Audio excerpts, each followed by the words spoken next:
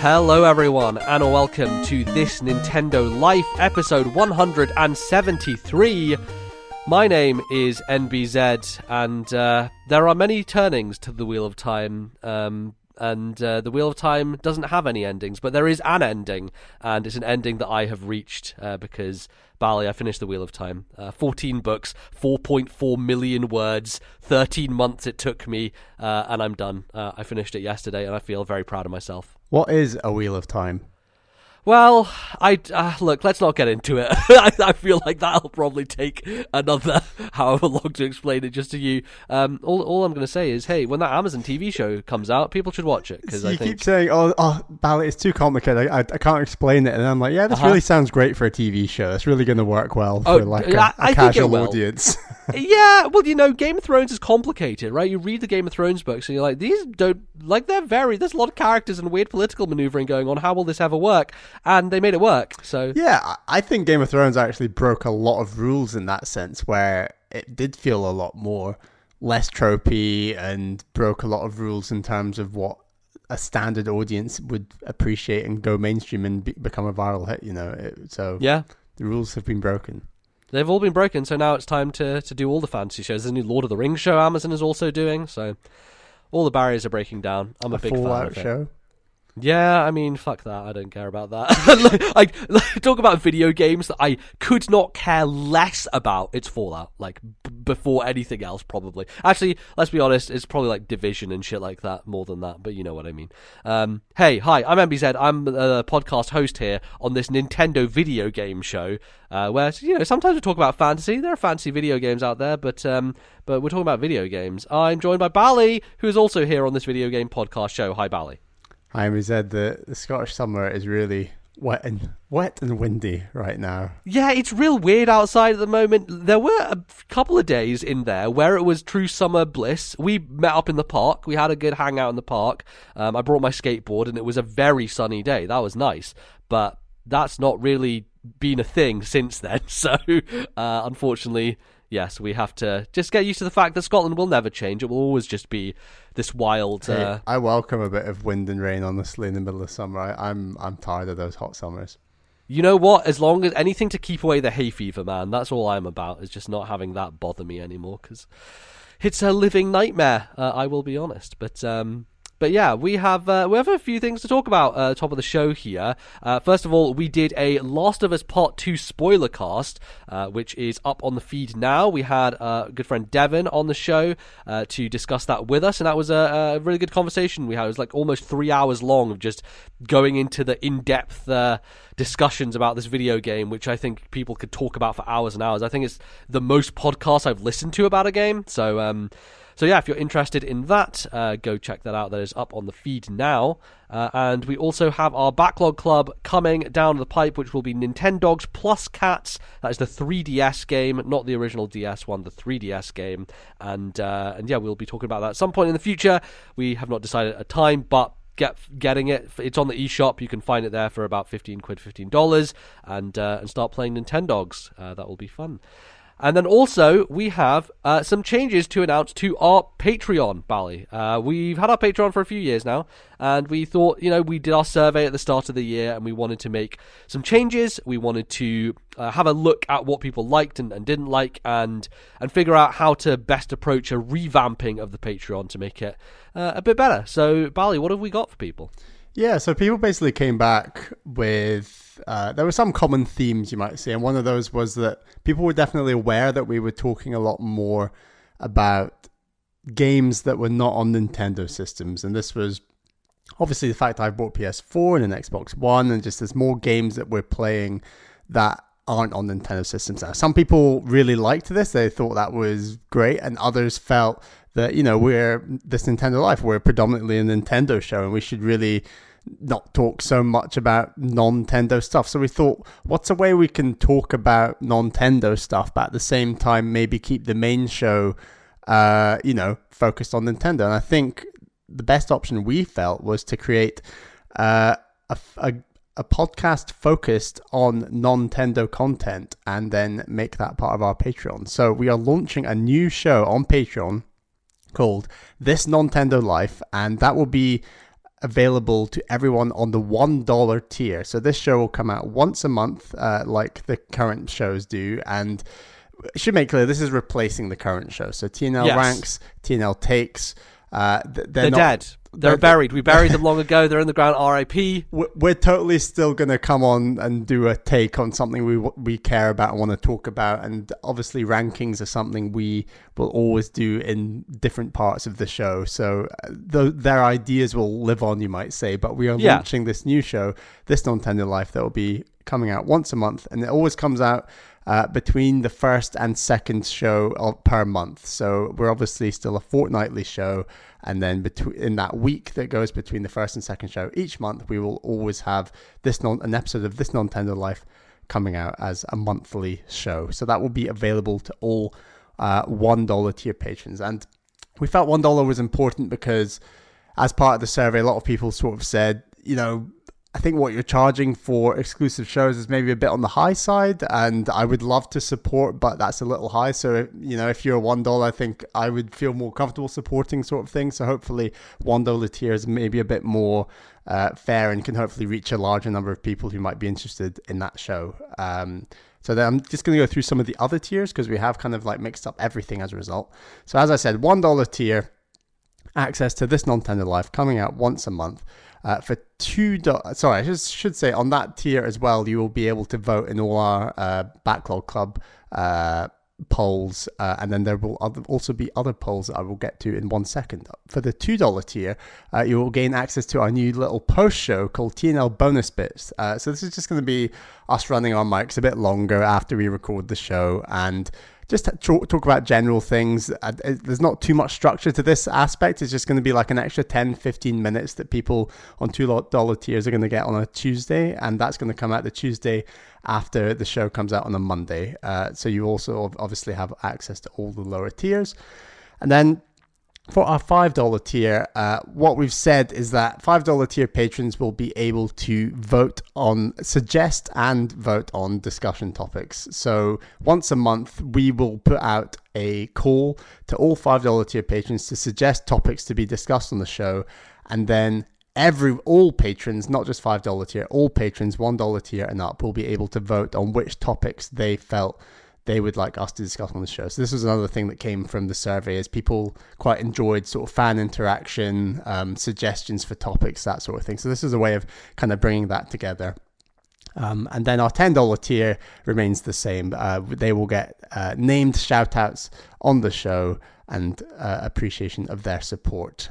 So that's going to stay the same. So yeah, just a mix up of the tiers, but just trying to respond to some of the points a lot of people were raising on the survey. And I think generally speaking about Nintendo issues in a year where there's sort of two big console launches with the Series X and PS5 was something definitely me and MBZ were keen to cover, and it was just about how do we do that in the right space that keeps this Nintendo Life as a sort of Nintendo focused show, but at the same time we can cover non-Nintendo topics. So yeah, thought that would just about cover it. Yeah, no, that's a good breakdown of everything we've got planned, and I think it allows us to cover games and also news on the Nintendo podcast. Yes. So we can do a bit of a mix of both, and there's obviously going to be a lot of Xbox news coming in July, which will, whenever they reveal their lineup, their first party stuff, so we'll be talking about it there. And hopefully the lower entry makes it easier for people to access. So yeah, hopefully that all sounds good. It will be, so the first episode of that will be up the week after this, and so we'll change our tiers around and everything and get that sorted, but we'll also pop up probably a little reminder in the feed next week for when that all goes up and when that changes. So be on the lookout for that, and yeah, hopefully that has kind of made the show better, and we'll keep getting it better for the future. So there we go. Cool. Well, with all that said, Bally, let's get into the show itself. What are we going to be talking about today? On today's show, we're going to be talking about the games that we have been playing. We've got emails in the second segment, and third segment, we're going to talk about kind of like our Switch hit list, what we'd like to see in the next iteration of the Switch, or wherever Switch goes next, kind of some things that we think are important. Absolutely, yeah. See what hardware features, changes, software things they can do to to make a refreshing new version of their hit device. So let's kick things off, Bally, with the video games. What video games you've been playing, Bally? I have beaten the game Rime. So you Rime. talked about this show a while back on the Nintendo Switch, and you said it ran horrendously, and Yes. I think you played maybe 2/3 of the game or so. Pretty much, yeah. I think I got like 2-3 hours into it, and it's not a long game. It's like 4 hours tops, maybe. And like, there's lots of things I liked about Rime. I enjoyed some of the environmental puzzle solvings. It does some stuff with light that I thought was quite cool, and I think just as an aesthetic, it definitely is the type of aesthetic I'm looking for, like almost Journey-esque, very white, marble-y, and kind of almost an eco vibe. Like the main character has... yeah, I was just about to say, Yeah, has kind of a... that like that the Last series Guardian vibe. kind of thing going on. Sure, totally. Did you get up to an area which is sort of predominantly indoors? Yeah, I think so, with like lights and stuff, and you're going around a circle or something like that. I don't know. Basically, there's an area where you're kind of guiding like guardians, like a big giant thing. Right. Maybe not. I don't know. Okay. I remember there being a giant pterodactyl thing that was swooping over the sky, and I Alright. had to hide in shadows to be away from it. Yeah, that was maybe halfway into the game, because I found Okay. this game took between kind of 5 and 6 hours actually. Oh, And I'd say interesting. about 2 to 3 hours in is when you kind of are in that area with the giant pterodactyl thing attacking Sure. you. I mean, also keep in mind that Bally has time dilation, and so it takes him at least 30% longer to finish games than I do. But Hey, I beat it on how long to beat thought I should beat oh, it, really? so, Okay. yeah. All right. Well, that's fair. But yeah, I don't have very strong feelings about this game, honestly. I think that Good. Great. it runs like it doesn't run so I played it on Xbox One on Game Pass, and I've not played the Switch version, so I don't know how much better or worse it runs, but it doesn't... All I'm going to say about the Switch version is that it made me motion sick. That's how Yeah. bad the frame rate was. It's incredibly blurry resolution on the Right. handheld device. Really, what I've heard from people is the PC version is the only viable version of this game. Right. And like I should say, the Switch version has had an update since you tried it.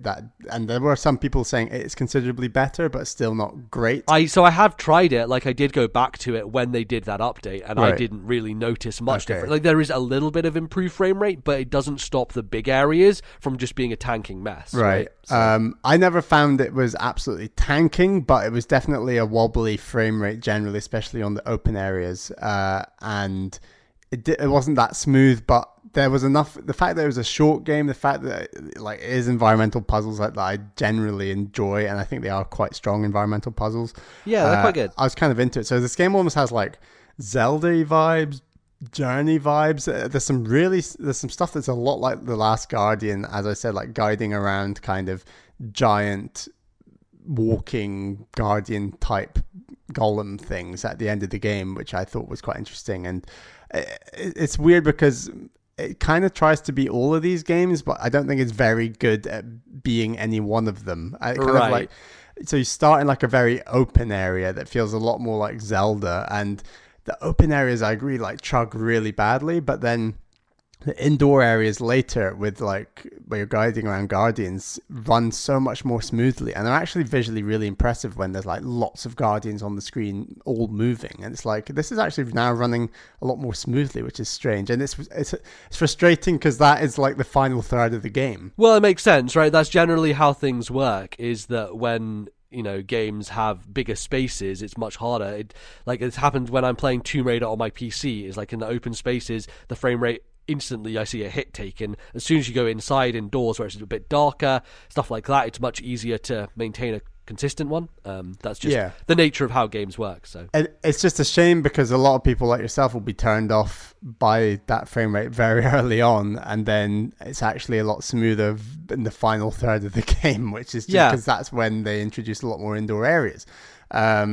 So I actually think out of those games I suggested, it's trying to kind of be Journey the most, and that's kind of in a way what I think is maybe its biggest flaw, is that I think the game just goes on a bit. Like Journey is so short and punchy, and the pacing feels just right. This game just feels like the areas are maybe a bit too big, but it's still trying to go for the kind of impactful moments like a Journey does, that kind of reveal this great thing off in the distance that you're going to kind of go towards. And I wish it had just either decided to be shorter and more journey-like, or just, slower and more Zelda-like with these environmental puzzles, because it's kind of just doing both, where you feel slowed down by a lot of the environmental puzzles when you're really just wanting to move on to the next area, see the next kind of wonder that this game has to show you. And a lot of the reveals, especially in the late game, I thought were very weak. Like, the resolution is a very strangely told tale that I don't think makes a ton of sense, especially compared to the early game, especially compared to a game like Journey. Like, it just feels very weird. And like, the character you play as, he kind of, like, the way that he platforms, and there's like these ledges that are marked with kind of like white chalk almost, that are in a very Uncharted kind of... Yes, the Naughty Dog style of design. Yeah, just sort of, this is where you can jump and can't jump sort of thing. All the animations around jumping and that kind of platforming do feel quite clunky, and I think that's obviously something a game like Journey just completely avoids by not having, you're not controlling a person in that game as such. So the fact that they go for like this person that you're controlling, the physics just doesn't feel quite right, and feels... the finish on the physics just doesn't feel good on top of like the clunkiness. So even if it ran completely smoothly, it still feels clunky in a way. So it kind of reads to me as one of those types of games where the animation was a higher priority than the feel of the play, right? Like, which oftentimes will be it's I think a conflict that often happens in games between animation teams and design teams, of like, hey, we need this character to look really cool, but the design team's like, well, we need it to feel good as well, and like be snappy and like and things like that. So I think it's kind of this constant battle that happens, and it seems like the animation team kind of won out in terms of trying to be more artistic than actual following through on mechanics wise. I think my favorite moment of the game is where you're basically putting this guardian together, and then this guardian is actually one of many guardians that you're kind of guiding to the end game section, really. And the way that that's told and visually just looks incredible. But then the second you get to like the final area, the game is like, oh yeah, I need to collect these 3 things. Like, there's always like this, the world opens up again and then you need to collect 3 things or do 3 things. And it's just like, because it's giving you those journey punchy moments, revealing these are the guardians and they're walking to the end game and this is what's going to happen, and then all the momentum is lost because the game's, oh yeah, you need to collect these 3 things. It's just, make it 2 things, make it 1 thing, or just make it more linear where it needs to be. It just feels it's so many different ideas. It's almost like kind of game by committee in some ways, that we've got to have the Zelda part, we've got to have the journey part, we've got to have that part where you're guiding the guardians through the tunnel, and it's very strange. So like, I think there's really strong moments in this game, but it's not consistent for like a 5 to 6 hour game, which is more or less what it took me. So I don't think I would recommend this. I think if you have access to Journey, it's definitely a stronger game, and then if you're interested in like environmental puzzles and that sort of thing, Zelda's just hitting it out of the park, obviously. Like, and this game is just kind of falling a bit flat in some of those, and it's obviously not helped by the way it runs. So that's Rime on Xbox One that I've been playing. Yeah, I think it just aspires to things that it never quite hits, right? Like it, because from trailers and things, it just looks awesome, but it just doesn't quite live up to that. Oh yeah, I think it sells itself definitely on the strength of an art style and on the strength of a vibe, and unfortunately, I don't think those things are enough to carry it through, like the more mediocre aspects of it. Yeah, and some of the environmental puzzles, I should have said, are actually very good, and like as you said, like with the shadows and moving balls to different locations and that sort of thing. Like, that's part of the reason why I was so frustrated playing it on Switch and how poorly it ran. Was I was like, man, like I do actually really enjoy some of these environmental puzzles, and like they're not like top tier, but like they're generally well done, and some of them stumped me a little bit, like got me to think. So it's unfortunate that it ended up the way it did. So oh well, that's how it goes. But otherwise, we've been playing with a new Smash Brothers character in Min Min, who came out last week, and we had a good session online playing against each other. And definitely, Min Min's kind of cool. I don't know that any of the new tier characters that have crazy innovative movesets are my cup of tea, but yeah, you've not really connected with any of the DLC characters. No, yeah, I mean, I'm just waiting for Master Chief, but I just find that it's very kind of, they're all very steep learning curves, and the characters I like are obviously a lot more vanilla, and these characters just kind of, I'm not prepared to go on that steep learning curve necessarily, and that's probably because I'm maybe not invested in the games these characters are from as much. That's maybe the first step that I think is on the path to falling in love with like a Smash Brothers character, is like loving the game that they're from. I think is always a good start. Yeah. But I think Min Min is very cool, the way that she has these two controllable arms using the special button and the A button. Like, I think it's very different, and I'm really interested in like what the competitive scene makes of her.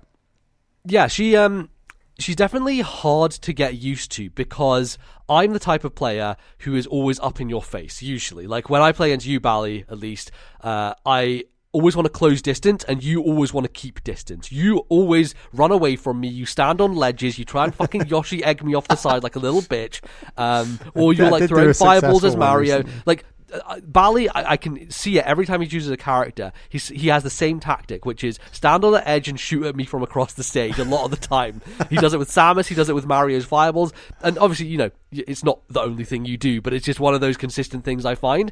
Whereas my characters tend to be, they always have a counter, they always come in close, they always try and knock you off the edge when you're off the stage. It's also me just being a bit of a maverick and trying to do cool things off the side. And so often in the games we have, I just lose a stock because I'm just trying to trick off the side of the stage and do a fancy thing, and then I die.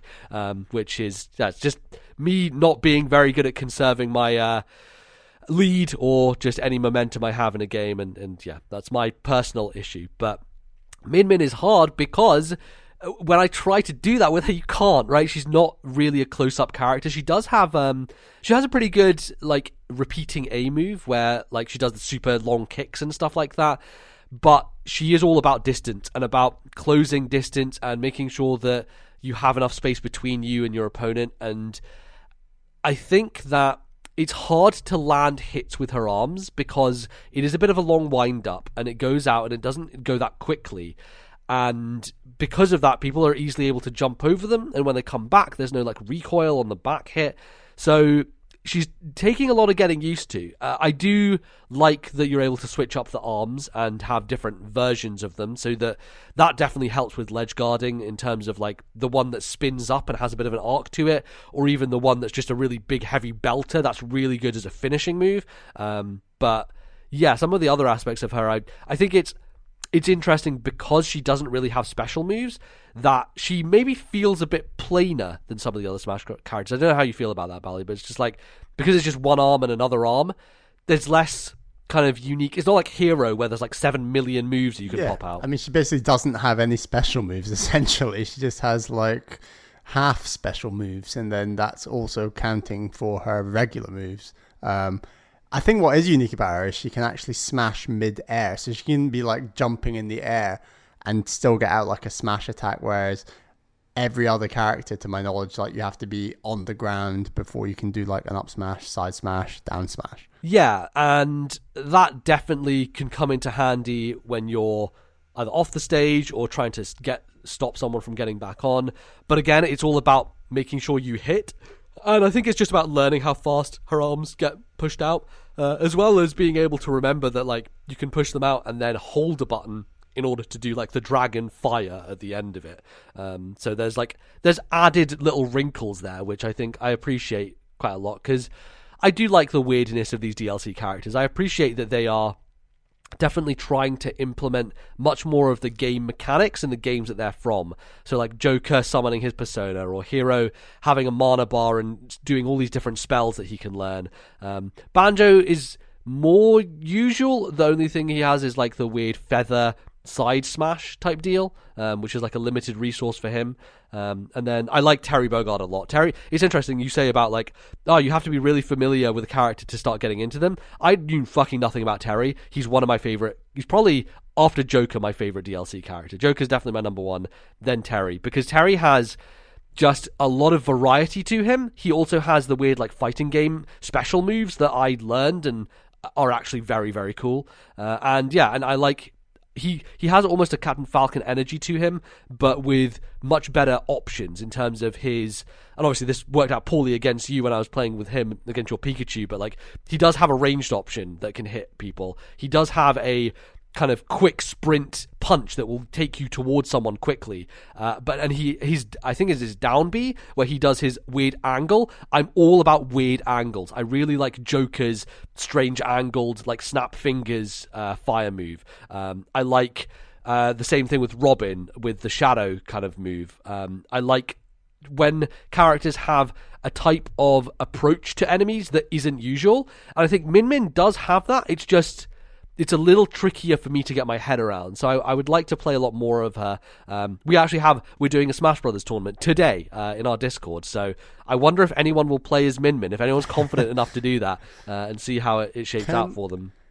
Can we talk about a move that you used as Dragon Quest hero playing against me when the match started?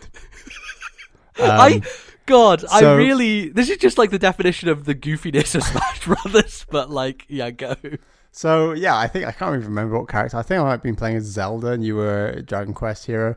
And Dragon Quest hero, for those who don't know, you have to like, his special, like, you can scroll down a list of literal moves that are taken from, I believe, about 30 moves that he has. It's so many. And then you can spend MP on those. So MP gradually charges up, I believe. And you can spend MP on those moves. And then he pulls off the move. And one of those moves is called... It can't be called suicide. Is it called... No, it's kamikaze. Kamikaze. Is what it's called. And... it's essentially there to be used when I guess you're on very high damage and you think you can get near your opponent and then sort of explode and kind of do a lot of damage to them. MBZ thought it was a good idea to use this move while I was playing as Zelda miles back from him, straight away on a 3-stock match when the timer had just started. I didn't choose it. Like, it's one of those things where you start going down the list and you panic and you're just like, oh, just click a thing. So like the start of the match, I open my menu, scroll down 2 slots and press A, and I'm like, the realization hits me as I press A that I just blew myself up right at the start of the match. And I was like, I better not do that in the tournament. I'm not going to play as a hero in this tournament. He's too much of a liability because I panic when I go to the menu. So, I mean, I'm sure there are people who are very good at him. I feel like he's been banned maybe from tournament stuff because of his RNG. Really? Yeah. I mean, I don't find him that threatening because if you do your tactic of getting up in someone's face with hero and you don't give them enough time to stand back and actually read the moves they have, then I think he's not too difficult to dispatch of, to be honest. Well, the thing is, I think if I played him more usually and just randomly threw in moves here and there, like when I had a spare moment to do one of the down B, because his actual main moves are really good. Like the lightning attack is great, the fire attack is great. He has really good physical reach with his sword. He actually just as a regular character without the mana and the usage of the spells, he can just be used as a very good kind of traditional magic / sword user, kind of like Robin in a sense. So I think if I am to play him again, it's definitely to be a bit more wary. But yeah, Min Min overall, I need to play more as her. I need to figure out her moves a bit more and get my head around it. But I like her so far. And yeah, I don't know that she's going to be one of my mains. I don't think she's going to be like a character I go back to. One of the things I do like is the grab, because she, just like Arms does, you can just throw your 2 arms out and grab people from far away. So it gives me like Zero Suit Samus vibes, which I love Zero Suit Samus's grab. So that's definitely a thing I appreciate. I feel like Min Min's is, and that's about an issue, I guess, with a lot of her moves is how telegraphed they all are. Like, they're not the quickest to get out there. And I think, well, there are a few. I think her legs, ironically, are the fastest thing she has because she has the traditional down. If you're in the air, do your kind of down spike like Zero Suit Samus, like Sheik does.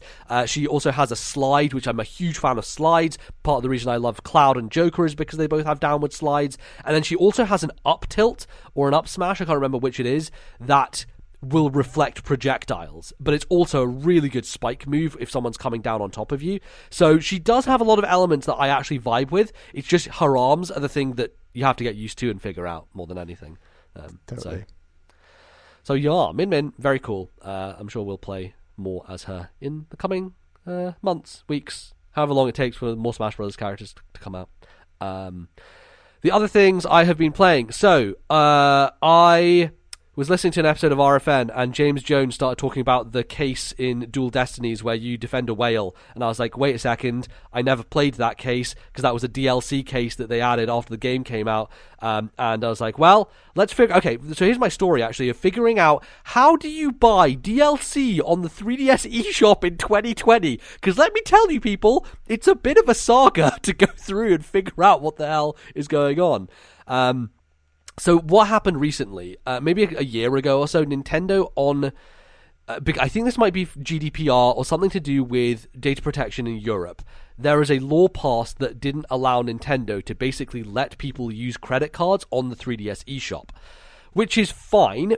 Recently, when I bought all those Atlas games in a sale, like they're all £5, like Radiant Historia and things like this, you can just go to the Nintendo website and you can say, here's the game, I want to buy it, and you can buy it for the exact amount of money it costs. So you don't have to add to wallet, you can just be like, I'll buy it, and if your 3DS is linked, which it should be in order to do this, and you have it set up, your 3DS in sleep mode will actually just automatically start downloading the game, which is really cool. And I did that for those games, I got those fine, that was no problem, but basically you can't go through the 3DS eShop itself and use a card. If you want to spend money on the 3DS eShop, you have to use either currency you've already added to your wallet or use a code from Nintendo that you can redeem and then get a thing. So the problem with Phoenix Wright is that to buy DLC in Dual Destinies, the DLC only exists for purchase within the game itself. There is no page on the eShop to buy the DLC. You have to go to the game, to the extras section, find the DLC menu, click on it, and it will then take you to an eShop submenu, which will then ask you to pay for it. However, within that eShop submenu, you cannot use a credit card. So, I was losing my fucking mind. Like, how am I supposed to even buy this product in the first place? What it turns out you have to do is you then have to go to the Nintendo website, which I tried to find the DLC on the Nintendo website. You can't. You go to the Dual Destinies page, it says it has DLC, and yet you cannot purchase it directly through the website. I had to add an amount, the minimum for which is £10. So regardless of the fact that this DLC costs $3.99, I have to put £10 onto my account, which actually turns out to be not too bad just because you now have a shared wallet between 3DS, Wii U, and Switch. So when I added that money, the leftover money is still on my Switch account. When did that start? Because it didn't used to be the case. No, I think as soon as the Switch came out, you had a shared wallet between 3DS, Wii U, and Switch. That was from the beginning, because people were worried about what if I have currency left over in my Wii U shop or my 3DS eShop. Nintendo were like, straight away, you can carry that over. So I still have £6 and 1 pence remaining in my Switch account if I want to use it there. Or if I want to go back to the 3DS and, for example, buy the DLC case for Spirit of Justice, which was the 6th Phoenix Wright game, which I probably will get around to as well. Basically, I had to add that £10 amount, then go back to my 3DS, go through the menu to Phoenix Wright DLC, then it would allow me, it would recognize that I had £10 in my account, use it to pay for the $3.99, and I finally got access to the DLC. But I just wanted to say that, because if you are wondering how to buy content on the 3DS in 2020, it's a fucking ball ache, and it is not well handled, especially in these very niche cases, and I understand, like, I am one of the nichest consumers is out there. There's like 0.3% of people are like me, where 6 years later they're going back to a Phoenix Wright DLC case, right? But it's still not a good thing, and I think it just belies some of the problems with how Nintendo's digital market used to be set up, in the way that some games had you buy stuff within the product, some games had you go to the eShop, some things you could only buy from the eShop, some things you could only buy from the menu. It was useless. Anyway, I played the DLC. It was good. I don't know if I have a huge amount to say about it. It's funny. Essentially, the case is that there's a killer whale who is accused of murdering the captain. There's this... The setup is there's this aquarium, and at the aquarium there's this big show that they put on that has a pirate captain and another pirate, and they use this big orca killer whale as one of the centerpieces of it, and it turns out that the captain dies and people are accusing the orca of committing the murder. And of course you have to defend the orca in court, which leads to moments like when you do a cross-examination of this orca, and it just goes tweet, tweet, tweet, tweet, tweet, tweet, tweet, like it just makes noises the entire time, and then at the end, everyone just like, the judge is like, are you seriously gonna cross-examine this orca, Phoenix, right? And then Phoenix is like, I need to think of a way, how do I cross-examine an orca? So like look, it's funny. Is it in a big tank in the courtroom? How's this happening? No, so it actually, they bring it on via video conferencing. So they just put a giant TV on the stand, so the orca is still in the aquarium. They like video link up to the orca, and that's kind of how they deal with it. So it's one of those cases where the interesting thing isn't the culprit, because you find out who the culprit is, I wouldn't say early on, but like earlier on into like the second day of the trial than you would usually expect. And then it's more of the case of like, oh, there are actually different circumstances going on around here. And for me, like the way Phoenix Wright works and the way in which it wraps everything up in this neat little bow every single time, each piece of evidence is perfectly positioned and used to recontextualize moments. And there's a great moment at the end where you're like, oh shit, this is a way that I prove this. That's a really interesting way of thinking. And to some degree, it feels a little obvious. And I think Dual Destinies is much easier of a Phoenix Wright game than some of the others, because usually at the end of a case, Phoenix will do this mind thing where he goes through in his head like, okay, here are the possibilities, X or Y, A or B, and like you go through and you usually have 2 or 3 choices to make, and usually you will map it out pretty easily as he goes along with it. And the last reveal of that one is like, that's clever. Like, I really liked it, and I think it all wraps round. And there's an even more last reveal that happens, and I was like, oh, this even more recontextualizes things. So I just love the series for being able to do that. I think the writing is as sharp and acerbic as it ever has been, and it's just nice to have more Phoenix Wright to play in this world where we're still waiting for Capcom to say anything about Ace Attorney 7. If there's even going to be one, is it going to come to Switch? Who the hell knows? But it's been a while now. I think 2016 was Spirits of Justice, so yeah, it was just nice to be back in the world again. I love Phoenix Wright. Like any new cases you give me, I'm there for. This one didn't blow me away, but I think it's really like it shows the solid idea that series has always had, and it just executes on another really solid one. So if you haven't checked that out, I'd recommend going back to it. I also just want to shout out Capcom's ability to make games look incredible on the 3DS, not only because the 3D stuff is great, but like the character models, the animation. One of my favorite things about Phoenix Wright is when the person who committed the murder, or the person who is the actual person who's guilty, loses their mind at the end of a trial. And I don't know how many of those you got in the original game, but they do custom animations and the one that they do for this person is really good and just looks fantastic, and I really enjoyed it. So shout out to Capcom. Hopefully they come back with Phoenix Wright in the future. That was great. And then the other thing that I've been playing is a free-to-play game that came out on Switch recently that is very, very inspired by the style of Splatoon. A lot of people calling it Splatoon Light. Ninjala is a multiplayer online battle arena game, kind of, with bubblegum and giant bats and different weapons. Well, I say bats as in like the thing you hit people with, not the thing that gets annoying me in Ice Bats and Caves and Twilight Princess.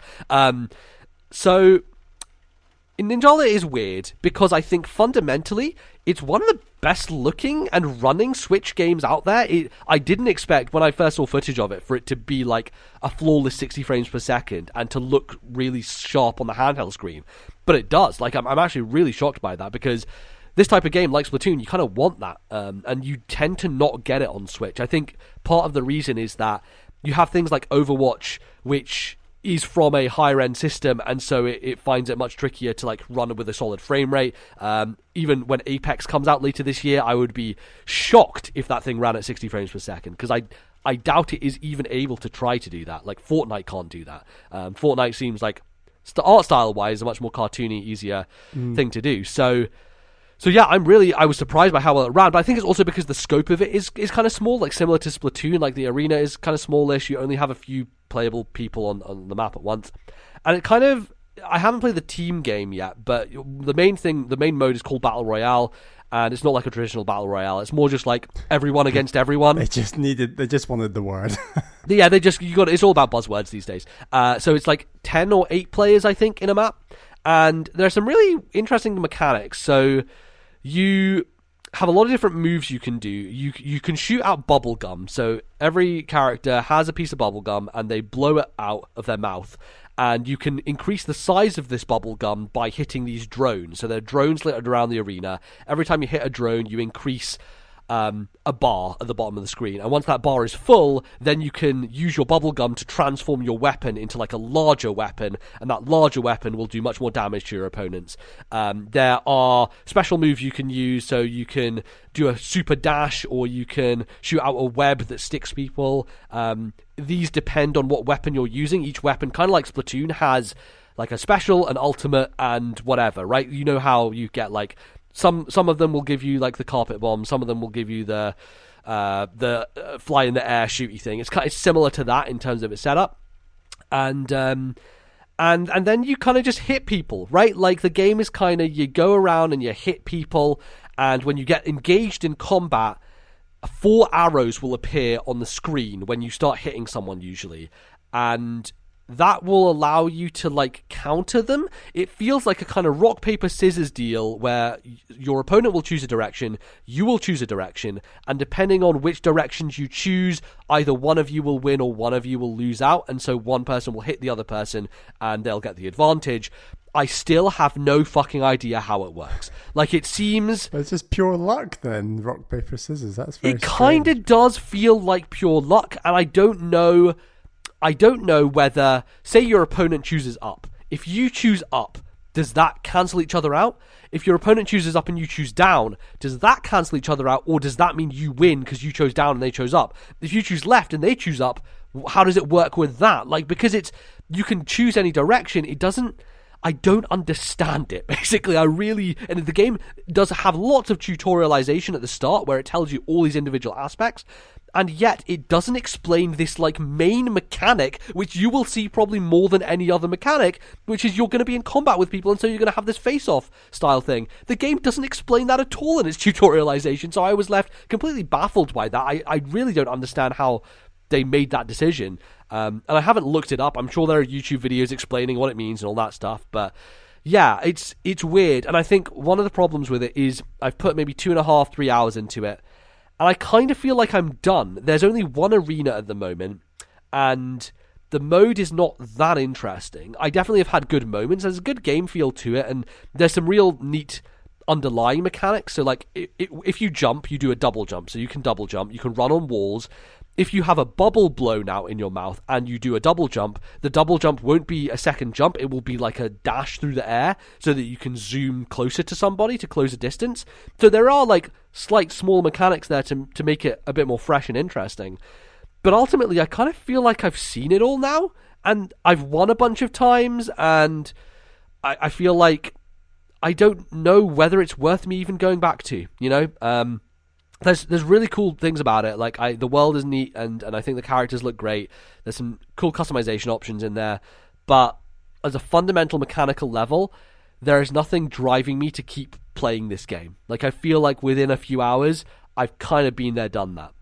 So I do wonder how they expand it, if they add constant updates to it. There's already a bunch of story content that you can go and buy for like $5.99 on the eShop, which is just like a story mode, which I don't know if that's hand designed levels, kind of like the Splatoon single player, or if it's anything else, but it's far less Splatoon than I thought it was going to be. Like, the Splatoon aspect of it is pretty much purely aesthetic, because the mechanics are wildly different and it's trying to be a different thing.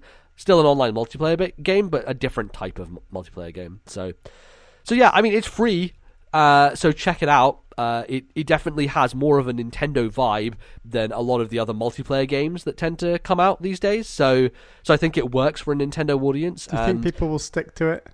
Do you think or is it a flash in the pan? It's yeah, for me, I'm not going to stick with it at all. Like, it definitely hasn't drawn me in, but I could see younger players getting really into it. Like, it's one of those things where when I was younger, I would definitely be more willing to go along and play something like this and spend all my hours on it. But I think at this point in my life, I'm like, I kind of get what this is, right? Like, I understand it. And also, if you're younger, like, you're not going to be as good. So, like, the grind to get good enough to win matches and things is probably going to be a bit more of an incentive for you. Whereas, like, maybe it's just because people were new to the game, but within the first day of playing it, I had a match where I won the game by a clean 3,000 points or so. So I just had dominated it completely. And yeah, there's like different strategy to it. Like, part of the strategy is you get a bunch of points for splatting people on the side of the wall. And like, when you get splatted to the side of the wall, you get a bunch of gum around you, and it says Ippon. And I don't know what Ippon means. Maybe Bali, with your having been to Japan knowledge, you might know what Ippon means. But it just says Ippon, and then you get points for how many people got an Ippon, which is basically at the end of the match, Mario Party style. People just get bonus points. So sometimes you'll be in third, and then some other dude will have hit more drones than you, or will have had the higher Ippon score, and so they get bumped up and you go down the rankings. So yeah, it's weird. I do appreciate it for being something new and different. An Ippon is the highest score a fighter can achieve in a Japanese martial arts Ippon Wazari contest. Usually kendo, judo, karate, or jiu-jitsu. Interesting. And it means like 1 full point. That's cool. Well, yeah, I guess that's what they're pulling that from. Because when you get splattered on the wall, you're covered in gum, you can't move, you're done. So, yeah. I wish it was a bit more. I wish there was more to it, really. Because though it is complicated with how many systems it has, it fundamentally, when it comes down to it, kind of feels a bit button mashy. And that's maybe a little unfair, but I do think the random element of the directional pad stuff it doesn't lend to a game that is competitive. It's just an element of randomness that I don't appreciate. So yeah, check it out. It's free, but not the greatest. Cool. That is going to close us out for the first segment. Don't go anywhere.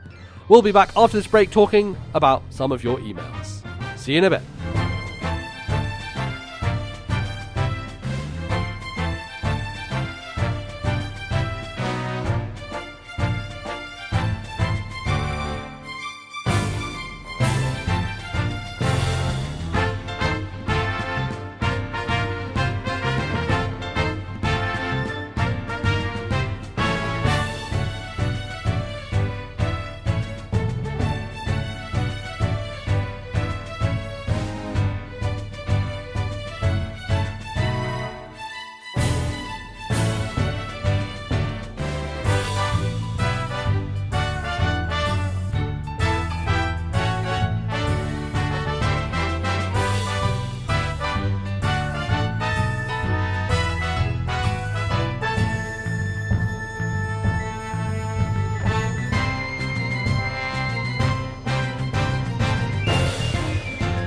Hello everyone, and welcome back to the second segment of today's show.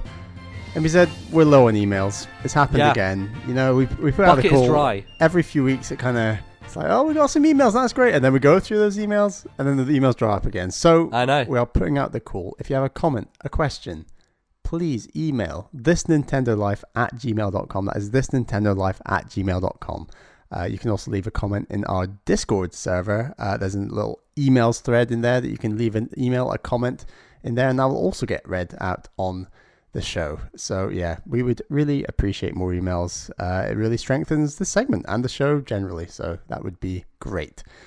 Our first email this week is from Tim, who says, I thought I would ask a few shorter questions since I don't have any big discussion points to ask about. So the first question: are there any games that you really would like to play and think you would like a lot that you don't think you will ever play for various reasons? For me, it has always been Shadow of the Colossus, being only on PlayStation. Unfortunately, it seems like Persona 5 is joining that list.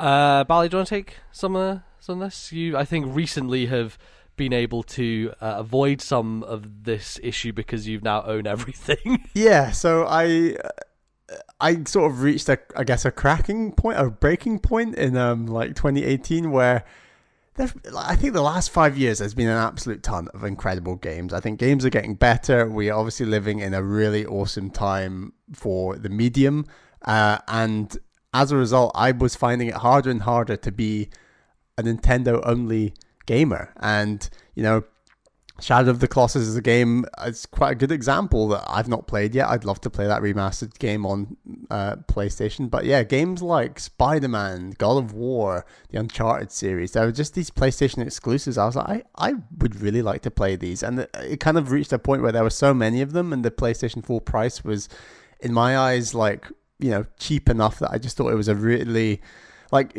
playing video games is right now my number one hobby, and I dedicate a lot of time to it between this podcast and other things. And I think if it is your number one hobby, you're just gonna have to think financially, what can I afford, what can't I afford, and how much money should I spend on, you know, something that is really important to me. And I just sort of reached the point of, I can afford this, I should buy this, I should enjoy these other systems. So yeah, I got the PlayStation 4 in 2018, and then obviously the Xbox One earlier this year. And I am very pleased to be able to try new experiences, because right now there's a very small number of games, it feels like, that are locked off from me that are out currently. And obviously, like, past games are a slightly different discussion.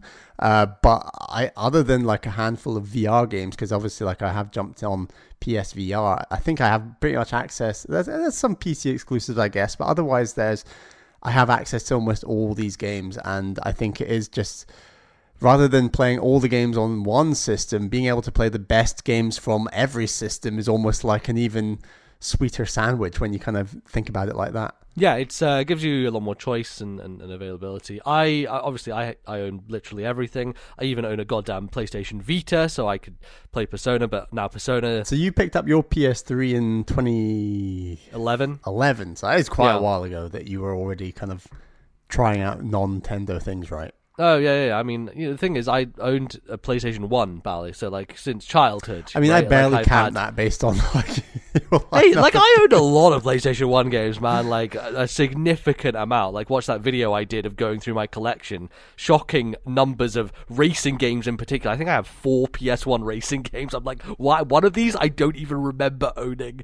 So yes, for me at the moment, it's far more about older systems that I was never able to own. And so particular standout games are things that came out on, say, the Dreamcast, or on like older Sega consoles, or like weird, like deep cut things like Game Gear and weird shit like that, which, like, I've never been that super into that side of video games, but it's one of those weak points for me that I would like to shore up my knowledge on. Like, I'd love to learn more about Sega, and there's some good books out there about, you know, Sega and Nintendo and the battle in the 90s and things like that. But in terms of Nintendo games that I still want to play that are really hard to get access to because they're fucking expensive if you want an actual version of them, Chibi Robo is a huge one for me. The original Chibi Robo I've been interested in playing for so long, and I really want to play it, but accessing that game in the modern era, aside from using emulation, which I could do potentially, is impossible. So I really want some of these older GameCube games, Wii games to get remastered, or to just be put on the Switch randomly. I was talking to Bally and Devin actually about this. Was there are these old games that just get randomly put up on the shop, and stuff like Ty, the Tasmanian Tiger, and like Tak and the Power of Juju, and all these like old weird PlayStation / GameCube platformers that had come out back in the day that just are randomly now on the Switch eShop. Sphinx and the Cursed Mummy, right? Like stuff like that, where I'm like, oh, this is cool that they're just dumping them here, right? Like, show me the Hobbit game from GameCube, that weird art style that it had. Like, I wanna dig into some of that older stuff. But Chibi Robo is a huge one, because it's just so hard to get a hold of. And it's weird because that franchise has kind of died at this point. I don't even know what Skip is working on, but after Ziplash, like, the abysmal sales and just Ziplash just very uninspired as a game generally, it feels like that series is dead in the water, joining the ranks of F-Zero, Advance Wars, all of Bally's favourites, and yeah, I really want to play the original GameCube Chibi Robo, because like it, you know what it reminds me of is the old Toy Story game on PlayStation, because that's what Chibi Robo basically is. He's like a tiny little character in a giant house, and I just love that concept. Like, I love the borrowers. I love the idea of tiny people in a house and everything in the house is huge, because it, like, especially in the Toy Story game, it it makes an obstacle course out of stuff that is just ordinary items, and I love that concept generally. So that's a big one. The other big one for me is the last story. The Sakaguchi game, after Sakaguchi obviously left Square Enix, and the Final Fantasy series was handed over to other people, he went and founded Mistwalker, and these days is a bummer because like Mistwalker's just been doing mobile games like Terra Battle and stuff like that. I'm like, man, Sakaguchi's like, he's the king of Final Fantasy, and the last story was really the only big game I think that Mistwalker has done that is a more traditional console experience. And you know, it was part of the Operation Rainfall back in the day with Xenoblade and Pandora's Tower, and I have wanted to play the last story for so goddamn long, but just like Chibi Robo, it's overpriced to hell. And I really should have made the decision back then, because I remember browsing Amazon in the early 2000s or late 2010s and seeing, oh yeah, Lost Stories, 30 quid. I'm like, oh, that's kind of like a regular price. I should have just fucking bought it, man, because now it's like 90, and I can't, there's no way to find those games for decent prices, and it sucks, and it's a bummer, and they should just re-release them. Xenoblade, deservedly so, has gotten a bunch of remakes, and Pandora's Tower was actually re-released on the Wii U backwards compatibility download thing for Wii U, for Wii games, and they did the same with Xenoblade, actually, but never the last story, and I've always wondered why. I want to know why, and I want to play that game. So Chibi Robo and the Last Story are two games which I desperately want to play, but like I can't see myself playing them ever until either they get to a reasonable price or they get re-released, which I don't have faith in that happening to either of them, unfortunately. Yeah. So it's a bummer. Cool. So our second question from Tim is, what would it take for you to not buy a new game in one of your favorite franchises like Zelda or Xenoblade for MBZ? Could terrible trailers or marketing have that effect, or would you buy the game anyway? Terrible reviews? Oh boy. I think that if I wasn't doing this podcast, yes, right? Like if something... I was about to say the same thing pretty much. Yes, if something looked so unbelievably bad that I couldn't see myself playing it. And I really, the thing is, that's not going to happen. I say this now, and look, I'm cursing myself for the future. This is a hypothetical in any case. It is a hypothetical, but like Zelda and Xenoblade as well. Like Xenoblade, there are issues with the Xenoblade series for sure. Xenoblade X is simultaneously the best game ever made and the worst piece of garbage, right? Like it is literally both at once. So it's there have been things that companies have tripped over in the past, and people feel differently than I do about Skyward Sword. They're all wrong, of course, but that's opinions for you. Yeah, no, I don't think so. I don't think there is any way I would not buy a mainline Zelda or Xenoblade or Fire Emblem game for that matter, ever. It's just not going to happen, because regardless of the quality, for me it's still interesting to examine what went wrong if something did go wrong, right? If something ended up being a bad game, for me that's just as interesting discussing it as if it's a masterpiece. And so I will always be interested in playing those games, if only because I have a platform here which to discuss them and warn people in that case about not playing the game, right? Like that is definitely a service that we can also provide to people, is say, hey, the version of this video game on this platform runs with a garbage frame rate, do not touch it. Like, and talking about Rime, that on Switch was terrible, and I was like, don't buy this on Switch, it's a bad version. So yeah, I don't think there is anything that would dissuade me, as long as I'm still doing this podcast. There's certainly a world in which I maybe don't pick it up in the future, like when I'm old and I'm a crusty old 70-year-old person, if I live that long, God hoping. If the world is even around that long, who the fuck knows these days.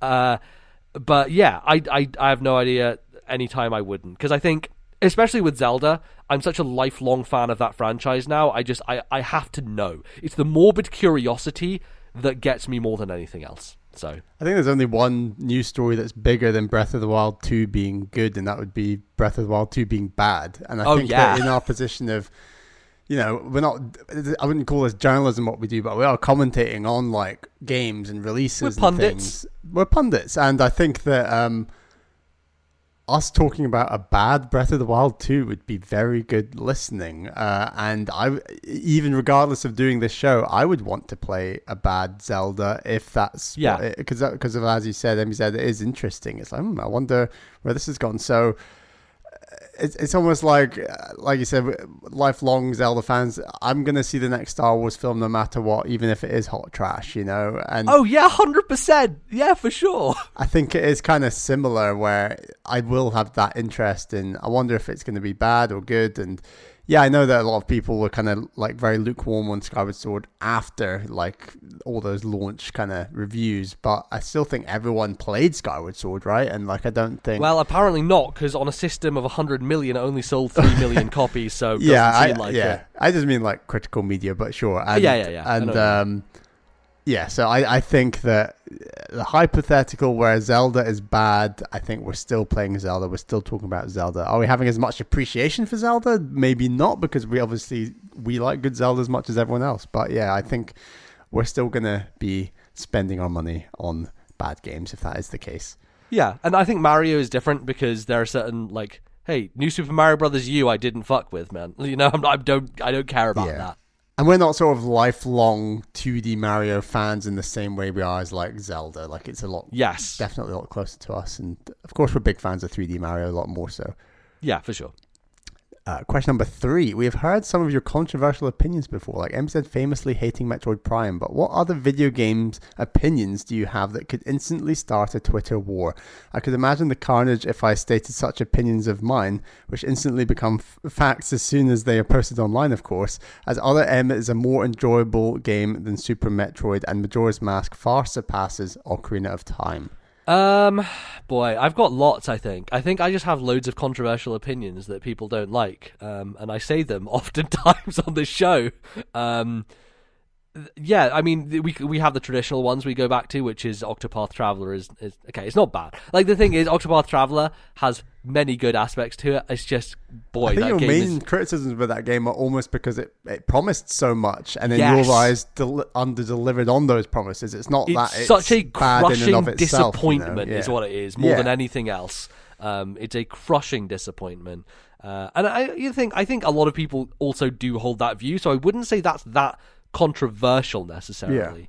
There's certainly like other games such as Red Dead Redemption 2, which I think is just a garbage piece of shit. I say that obviously like that's a hyperbole, because there are elements of Red Dead that are just completely excellent, right? Like the performances and the voice acting and the story and all that stuff is great, but like I never ever want to move a stick to move a character in that game ever in my life again, because it feels horrible. And I think, again, I have weird sensitivities. I prefer Mario Kart 7 to Mario Kart 8. Most people will tell you what's the difference, right? Like Bally's like, what's it? I don't think you understand the difference between controlling those games. To me, there are very subtle little control nuances that make 7 a better playing game to me. And I think that's just me being weird more than anything else. But yeah, any for you, Bally, that are like big ones that stand out? Yeah, I mean, said it on the show before, I think everyone's just way too fond of 2D Mario. And that's ranging from, we've talked about Mario Bros. 3, Super Mario World. I think they obviously get far too much praise. Like my biggest controversial opinion is that Super Mario Brothers 3 is just not very good. It's just not fun. It plays poorly. Like, I think the momentum and physics are bad. But I also think that that's partial, like, it's personal preference, because I think we prefer the more Donkey Kong style of momentum and movement and sliding, like, after you land a jump. I don't like the physics of Mario. I never have, and I think they do a much better job in Mario Maker, making those older games feel more modern. But yeah, traditional 2D Mario, the feel of it has never sat right with me. I've always cared more about like the more modern style of platformer like Celeste or Super Meat Boy, and obviously the way that lives are built into those systems. I don't think hating lives is controversial anymore. Actually, one of the cool things about the new Crash Bandicoot game, Crash 4, is that they're going to have 2 modes, one which is you have limited lives, and one which is like, lives are stupid. Like, why? Like, there's a modern mode and there's a classic mode, and let me tell you, I'm playing the fucking modern mode. Lives are stupid. Like, they make no sense in game design anymore and are completely pointless. So yeah, that's another one, I guess, for me. And yeah, just generally with Mario, I think it links to a wider thing where Nintendo as a company, I think, as much as they're praised for being innovators, I think they're also one of the safest companies out there and need to get more flack for it, honestly. Like, I do think series like the new Super Mario Brothers series, we've already talked a lot about Pokemon. I think we have seen through games like Breath of the Wild and Odyssey and Mario Maker and Splatoon, just when Nintendo innovate, they really hit it out the park. And I think that and we are obviously a Nintendo podcast and we praise Nintendo a lot, but I think Nintendo deserve more flack for not reinventing some of their core staples, where they got to keep innovating to keep up their label of being the core innovators. So I think my controversial opinion would be sometimes we give Nintendo a free pass when I think we need to be harsher with them, perhaps. I don't know if that's that controversial. I mean, especially if you're talking about people on the internet during the Wii and Wii U era. I think a lot of people held that opinion, which, yeah, to some degree. But also, when Nintendo innovate, it's often within spaces we're familiar with, right? Like, Skyward Sword is a game about motion control, but it's a Zelda game, right? And they used it as a way to experiment in that arena. Mario Galaxy is a game that could have been a new IP unto itself, but it wasn't. It was a Mario game, and so I think that is one of the things I actually got frustrated with a lot of critics back in that era, was them saying, "Oh, all Nintendo do is they put out a new Zelda and a new Mario," and I'm like, "What the fuck, man? Like, it's basically a new game. Like, they completely change the idea and the identity of that series every single time they refresh it." So yeah, maybe my controversial opinion would be the opposite of that. Maybe, I don't know. Here's another one, maybe. Okay. I think the trend of Fortnite, streaming games, multiplayer games, I think we will look back on this period in 20 years. I don't think streaming and multiplayer games will be the same big thing they are now, and I think we will fall back a lot more on the linear story-driven single-player games. I think this is I think it's more hype right now. I don't actually think this is a trend that's going to stay around for more than the next decade. I think you are so fucking wrong. It's unreal. This is also a hope, but yes. I think the current trend in games is super unhealthy for the industry in the long run as a medium. And we've already talked about like Last of Us Part 2, but I think games like that, when they sell well, are just like one of the healthiest things for the medium is just like well-told single-player stories. Whether they're third-person, first-person or not, I think that multiplayer games and the impact on the industry, I think will be detrimental in the long run to our core experiences of what we enjoy in games now. I don't agree with that at all. That's why it's controversial. I really don't. Yeah, no, that is very controversial, and in the sense that you think about what people growing up these days are playing, it is all multiplayer games. Like, the kids these days do not play Mario. They just don't, right? Like, unless they're one of the rare kids who owns a Switch. But like, the kids who came when I was working like with kids, They were like, "Oh yeah, I owned that game," and they would show me their Switch, and they'd put like 10 hours into Mario Odyssey, and then I'd look at Fortnite, and it was like 1,600 hours. Like, I'm not denying these stories. I just don't think they're good for the industry. Well, yeah, sure, you can have that opinion. The problem is, Bally, is that you're a crusty old man and you're going to be old, and all these young kids have grown up on these multiplayer games, and that's where the industry is moving. Not only because everyone loves them, but because they're monetizable, because they're expandable, because you can keep people in an ecosystem. Here's a comparison. Say I was an old crusty film crank, which I'm obviously not. And I look down and I say, "Oh, these Marvel films, they're like," I would also argue they're probably a fad. Guess what? There are a lot of people who have that opinion. Right, but I think they are also a fad that is ultimately bad for the film industry, and in 10, 20 years will not be a thing. I have a similar view to like the streaming multiplayer culture of Fortnite to this day. Interesting. I mean, that would be my comparison. Not that I know anything about films. This is an interesting comparison. I don't think it's quite the same. Yeah. And I think I would also push back on the single player story driven thing, because as much as you really love those Naughty Dog games now, like, I feel I was also where you were at some point, right? Like, at one point in my life when I owned a PS3, I was like, this is amazing, and I wish all games were like this.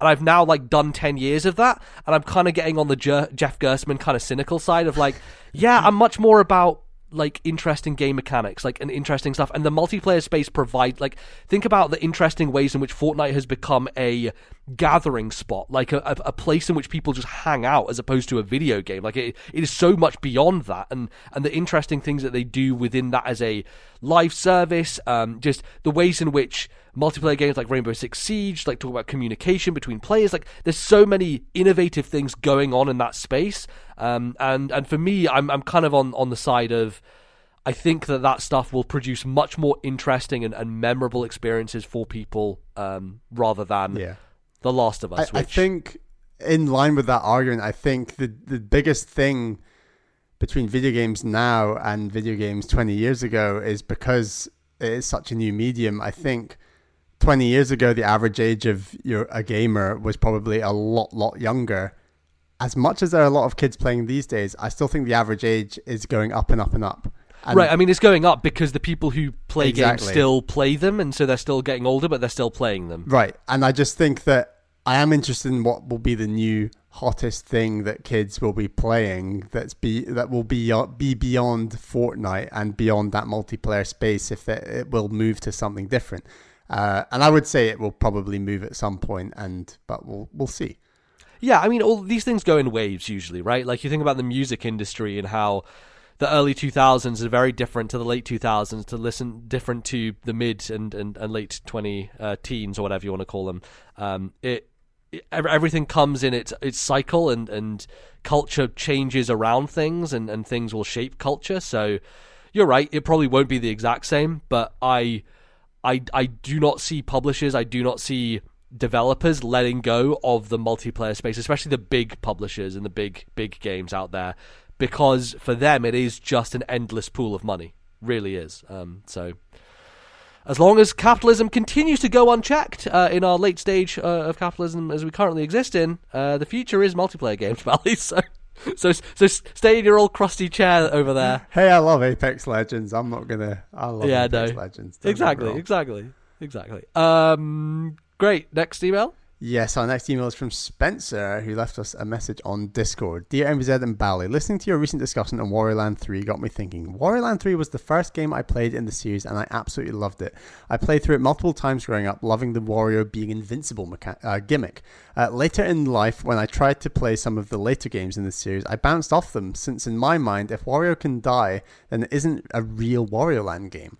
Are there any sequels or series in general that went in a direction that most people seem to enjoy, but you couldn't get into since you were used to them playing a certain way? Thanks, Spencer.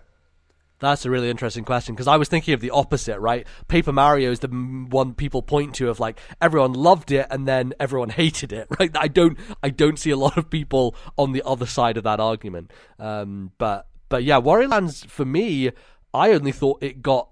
Well, it's weird. I think it started out good, got worse, got a little better, got way better, and then just became perfect with Shake It, right? Like, Wario Land definitely, for me, has an upward trajectory, and so that's really interesting to hear that Spencer prefers Wario Land 3 to the different kind of mechanical changes they made from 4 and Shake It, because I think as a player, I just personally prefer that style, but yeah, that's really cool. Any examples about it that come to your mind? This is a tricky one, because I think there's definitely series out there where, well, I guess the obvious one, where I've already mentioned it for me, is like Skyward Sword and Twilight Princess. Like, people tend to shit on those games a lot, and I'm like, no, they're very good. Even though like Breath of the Wild is still very good as well. Yeah, I think for me it's the Mario sports games. They've gone in a direction, I've said it on the show before, but like they've gone in a direction that is much more almost Mario Kart-ish. And what I mean by that is like power-ups and this and that, when in reality, I think the joy of the original games was, hey, this is a really good tennis game, or this is a really good golf game, and we're going to throw in like an RPG system behind this, and you could power up your character through an RPG campaign in tennis on your Game Boy Color, and then link that to your N64 and play as that character on that N64. And it's weird because sports games Mario Golf and Mario Tennis almost came out at a time just before there were like tons of games like Virtua Tennis, Tiger Woods, PGA Tour, that kind of thing. And even those games, like tennis and golf games, are almost non-existent now. And in some ways, Mario Golf and Mario Tennis were the only ones left standing. It's like very strange in that sense. But I still think those series have gone in a direction that I just think is a bit more so far from its roots, so there's RPG roots, and throwing in too many power-ups. And I'd like a really good golf game with Mario characters and maybe an RPG campaign story mode sort of thing. And I don't think it needs all the bells and whistles that it's kind of been getting. Yeah, that's fair. I wonder how general people feel about that as well, because I think certainly the 3DS Mario Golf game was really popular and people loved that game. So yeah, it's hard, right, to gauge like what is the consensus, because there's never a consensus usually. I think Mario Golf stands on its own better without the RPG mechanics than tennis actually does. I think tennis, yeah, you're right, and you can see that by how much praise the 3DS golf game got versus the Wii U tennis game, for example. Like people, or even the 3DS tennis game, or even the 3DS tennis game, which is so forgettable by this point. Whereas you're right, a lot of people really like that golf game, and I've said already, I think golf will be the next one to come to Switch, and I think it will do very well. I don't think they'll go for any RPG mechanics, and that will be a shame, but I still think it will be a solid game, even if it has gone in a direction I'm not all on board with. Yeah, it's hard to think of series that fan bases think like it's got better with in terms of... Another one for me, having played Pokemon Sun, is... and having played Red, Blue, then Gold, Silver, then Ruby, Sapphire, and even Ruby, Sapphire to Diamond and Pearl. And although I didn't play Black and White, I've heard really good things about like the jump between Diamond and Pearl to Black and White. Mm-hmm. And I think it's just, the series kind of went off a bit of a cliff after Black and White in that sense, where I think X and Y, not that I've played them, but from what others have said, and I know that Sun is very similar to X and Y in many ways, those 3DS games just felt like a real step in the wrong direction after that, where I just think if you go, like I said, Gen 1, 2, 3, 4, it really felt like an upward trend. I definitely think the jump between maybe Gold and Silver to Ruby, Sapphire wasn't as big perhaps as 1 to 2 or maybe 3 to 4, but it does feel like that series has just gone downhill's maybe a strong word, but in my eyes definitely downhill. And having played Pokemon Sun, I wasn't feeling all the right vibes to want to pick up and play Sword and Shield. And maybe someone who did grow up loving Gens 1, 2, 3, and 4, maybe that's not a great sign for the Pokemon Company, Yeah, the thing I would say is, like, I think most people feel that way. I don't think we're unique in having those feelings about Pokemon. Maybe we're unique in saying, like, Gen 4 is our favorite gen or something like that. It's certainly my favorite overall. But that's also tied up in a lot of other things, right? Like it was a community and like learning about competitive and stuff like that. So it's not all on the game itself. Even though I really enjoyed playing through Gen 4, right? Like I had a great time. I think it's a cool world. I think there's some neat stuff they do. The point where it does fall off the cliff is probably 3DS, because that's where they start to be like, mega evolutions, Z moves, Gigantamaxing, and it's like, okay, like I get it. You want to have. Nintendo often wants to do this thing where they have like a gimmick or a thing to sell the game on, and I wish from the marketing department. It's just it feels like almost it feels more like a marketing thing than it does. It's like, let's get all the Gen 1ers, let's get all the hype back again. It's like, how many times can you do fucking Gen 1 hype? It's like, how many times can you do like original Super Mario Brothers hype for people? People have aged out of that at this point in time. Like a lot of the people who are into Pokemon these days grew up with like Ruby and Sapphire as their game.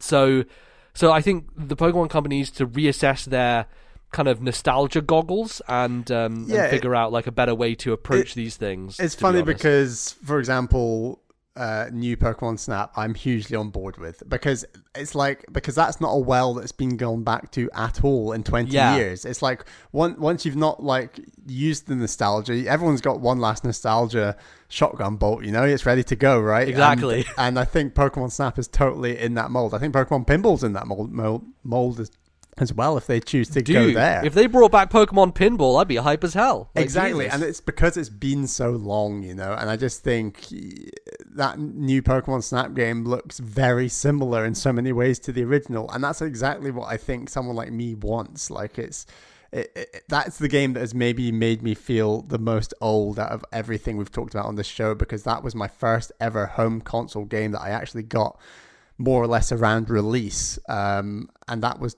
over 20 years ago, and that's just crazy to think about. Separate to handhelds, obviously, but yeah, my first ever home console game is finally getting remade, and that's like a big deal. Yeah, it's pretty cool, and yeah, but Pokemon definitely is a good example. Fire Emblem, I think a lot of people would also point to as an example of, it was better back in the GBA days, right? And, you know, I personally always stand by the sprite art of the GBA series. Like, it is animation, that quality I don't think will be surpassed. It is just top fucking notch. Yeah. I mean, I certainly didn't enjoy the direction of Three Houses versus, for example, the 3DS games. Like, I think that direction, and I'm not like a Persona person or anything, so I've not really tried that, but I thought that was, for someone like me who was Fire Emblem was already not like a top tier Nintendo property in my mind in terms of my personal preference. That was like a mechanic that, looking back, kind of it made what I felt was already a very long, fairly slow game even longer and slower, and for me that was a bit of a turn off. Although I appreciate, it seems like most Fire Emblem fans really love Three Houses and kind of would be happy for the series to go in a similar direction for the future. Yeah, I think the series has sold really well, 3DS and Switch, just between them. I think like Awakening and Three Houses are both two games that have kind of caught the mainstream players a bit more, versus Fates, which I think Fates actually did sell better than Awakening did, but you can also probably put that down to total number of copies, because people like me bought three versions, so I count as 3 customers essentially, or 3 copies of the game sold, which is a little bit disingenuous because I'm just one person. But yeah, it's definitely one of those that I think a lot of people feel that way about as well. So it's really hard for me to think about one where I personally think this game within a franchise is better than its sequels, where the rest of the universe thinks the opposite. I feel like I tend to go with the trend a bit more often than I don't. So like Xenoblade, like I think that the first game is still the best game. I think most of the fan base agrees with me on that, right? So yeah, it's a tricky one, but yeah, there's a few answers there. Cool. Well, thanks for your question, Spencer. And as I said at the top of the segment, we would really love some more emails. Please send them into ThisNintendoLife@gmail.com. That is ThisNintendoLife@gmail.com. And as I said, you can also post a comment in our Discord server. That would also be hugely appreciated. But that's all we've got time for this second segment. Join us after the break for part 3. We will be right back.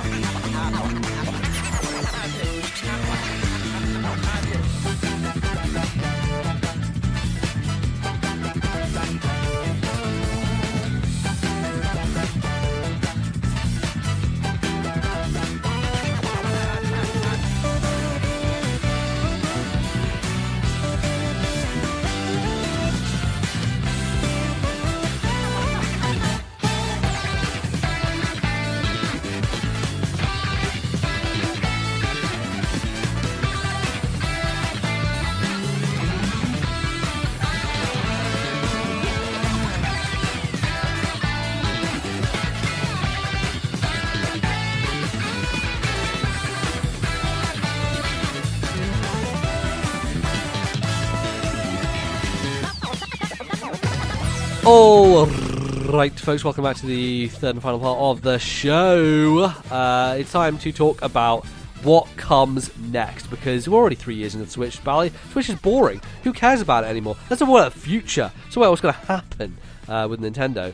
I think Furukawa said something along the lines of Switch is in like its halfway point of its life cycle, which makes sense, right? Like 6 to 7 years is usually console life cycle, and I think a lot of people are expecting a Switch Pro at some point in the future. They did the Lite, they got that version out there, but a beefier version maybe around the corner. But what do they do next, right? I think maybe let's start this by talking about speculation on what type of console Nintendo makes after the Switch, because I think Nintendo has 2 modes in which they operate, and you can see this as a distinct thing, or you can see this as just a random pattern that has occurred. But to me, it's almost like they have a success that is an innovative thing, and then they improve on that success, and then they go off in a different direction. So you could say NES was a success that was innovative, then you had the Super Nintendo, which was the same thing but better, quote unquote, and then you move into 3D. So there's N64, and then GameCube is the improvement on that.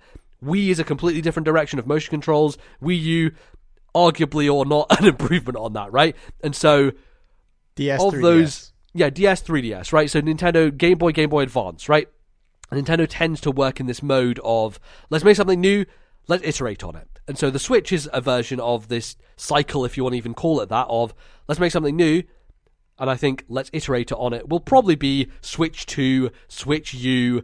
Don't ever use the U thing again, Nintendo. If they do, they're a complete idiots. But you know what I mean. Like, they're going to do a... You know that the word new is definitely going to be in there. Like, it just has to be. They're too far down the line on that word now. I cannot abide by that, and I will not abide by that. But whatever next Switch there is, because I think they've hit upon a gold mine, right? Like, I feel like this is the system, the thing that will carry them for a while. I could even see a future in which Switch carries on past the traditional Nintendo style of just one iteration and do a second iteration on it. We'll see how that goes, but it seems like that's kind of where they should be focusing a lot of their energy. Bally, is there anything... Do you agree with that? Do you think that they won't go in that direction? Do you think they'll just do a brand new innovative thing? How do you think the future of the next console will shape? I think that would be, at this stage in time, and I don't know what it'll look like in 3-4 years' time, but like if there was a new Nintendo console now that didn't have the Switch crossplay between home console and handheld, I think there would be absolute outrage, especially when it feels like companies like Microsoft and Sony are a million miles away from even attempting another, well, in Sony's case, another handheld or any sort of ability to play more remotely, and maybe like we don't know the details of Xbox like Live and how Xbox want to kind of do some like the ability to play on other systems. Like maybe they will have Game Pass on Switch, maybe like there will be other ways of playing Xbox games on tablets, on who knows what. But I think while we're in this space that we're in, Nintendo are like the kings of, you know, handheld play, and I think to give that up in some space would just be madness right now. Yeah, it would make sense, and I think that's why we're in this position where it's pretty clear that the next system will be a successor system, in a way. Which is why I think it's interesting to maybe talk about, what do we want? What do we want from that? What kind of different hardware features are we looking for? What kind of improvements? And you can think about this from the perspective of either a Switch Pro or a full-blown Switch 2. What are the software, hardware additions, things that could change it for the better, make it something that's even better than it is now, things that we personally want. So, do you want to kick off, Bally? Should I kick off? How do you want to go with this? I'll throw one into the middle here. Okay.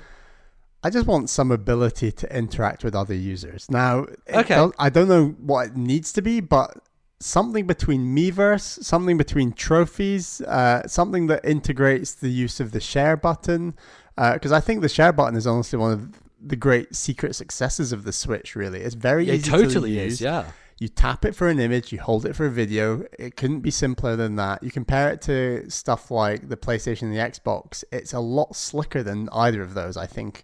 For sure, I agree. And it may not be as high quality. The images may be a bit lower resolution, and the video is definitely much more artifacted. But the ease of use in which it works is so much more seamless than trimming down a 15-minute chunk of a PlayStation 1, or I don't know how the Xbox thing works, but like the streamlining of even cutting down a 30-second video to a couple of seconds is really quick on Switch, and automatically linked to your Twitter and everything, as all of these are. But it feels to me the most kind of social media ready of the three devices. Yeah, and that's the weird thing about the Switch in a way, is that all of these videos and images are only going on social media, and they've not even attempted to do anything internally on their own systems, where I already have all these friends on Switch that I do nothing with, basically. Like, there's no way of interacting with them. Yeah, they basically act as like virtual libraries for you to go through and see how many hours people have played of video games, and see what they've been playing when, and you can see, oh, loads of people are playing Animal Crossing today, and like, sure, that's cool, like it has like an almost pseudo sense of community, but it's not a real community, right? Like, I think what you're looking for is more, I guess, community options on the system itself. Yeah, and like, I don't actually really care about trophies or achievements on Xbox. I get them. I don't ever check them, more or less. But maybe I would care about it more if they were on a Nintendo system, and I had like a network of Nintendo friends and listeners and things that I could say, hey, I got this trophy in this game, and I found every Korok seed. Well, not that I'm ever going to do that, but like, it's strange that there's not any platform to kind of do that with, other than sharing images and talking to people on Twitter, which is a very different thing. So I just think some sort of integration that links Miiverse, this idea of trophies, and just being able to network with other Nintendo users. And I'm sure they could still do it in like a way that protects children and all this sort of thing, and you don't necessarily need friend codes, but like, I just think there's a lot of room there, and you can tell it's not something Nintendo are that keen on, and it's something that is definitely a big focus of the Sonys and Microsofts of this world, but it's still something I think Nintendo are so far behind that Miiverse was a very good step in the right direction, great ideas, but then the thing was just so slow that it almost vanished under its own inability to be of any use, like the fact that we now have the Switch with all this processing, surely you can have some sort of social media platform on there. Yeah, I'm interested by that, because I think that ultimately it was the right move for Nintendo to get rid of Miiverse and focus more on just posting things to Facebook and Twitter, because quite frankly, that's where most normal people are. But I know what you mean in terms of, sure, it may not help them in terms of marketing and things like that, but I think creating a sense of having a community. So like, I think you can create communities on PlayStation, and I'm part of a few of them just because, I don't know, like, I just signed up to be on the Kind of Funny community or the Player One podcast community. I never really check those, but like, also, I'm not really playing my PlayStation that much, so there's no reason to. But think of us being able to create a TNL community on Switch, and then if we do stuff like a tournament, it's already built there, right? You're already built out to be like, hey, I want to start a tournament with this group of people, and that group of people all get a notification, they all get a message to say this is when it's happening. You don't even need to communicate that outside of the internal ecosystem. And I do like that idea. I do think that even if it's not a full-blown Miiverse thing, the notion that you can bring people together and like have voice chat groups or even text threads or things like that, like mini forum things within your own created community, would just lend a greater sense of investment from people who own those devices. So that's a good one. I like it. Let's go hardware. I think obviously a lot of us are annoyed that the Switch doesn't have a proper D-pad, and you can get third-party ones and things like that. But I want to go a step further than that. I look at what Xbox does with their custom controllers, and I think about Nintendo and how they always have these special edition versions of the Pikachu 3DS, and here's a Fire Emblem thing, here's an Animal Crossing dock. And Nintendo tends to do like different controllers and things like that, but it's always in the guise of, here's a brand new piece of hardware. And it's rare that they'll do brand new Joy-Con colors just independently on their own. So I think that they should really lean heavily into the customizable controller thing, not only because it will make them a ton of money. I think Xbox makes so much off of their Elite controller stuff, but it allows consumers, especially Nintendo fans, to really dig into their own personal series that they like and things that they want to do. Like, and obviously you can charge a fuck ton. Joy-Con already costs stupid amounts of money. So to be honest, if I have the choice between spending 80 quid on Joy-Cons or spending 150 quid on customizable Joy-Cons that I could have my own D-pad on, that I could change out little bits of and have squishy buttons like the DS Lite versus the clicky buttons of this, like going back through the eras of Nintendo controller design and coming up with your own colors, your own styles, your own additions to it, I would easily in a heartbeat go for the higher end, more expensive version hopefully in the confidence that it's higher quality, better, will last me longer, but also Nintendo gets the opportunity to make much more money off someone like me as well. And I love that idea, because you can have customized messages on the back, like a decal that has your name on it or some etching in it. Nintendo has always been a company that has such a huge fan base of particular series and games, and it makes no sense to me that they don't lean into that more. And they don't.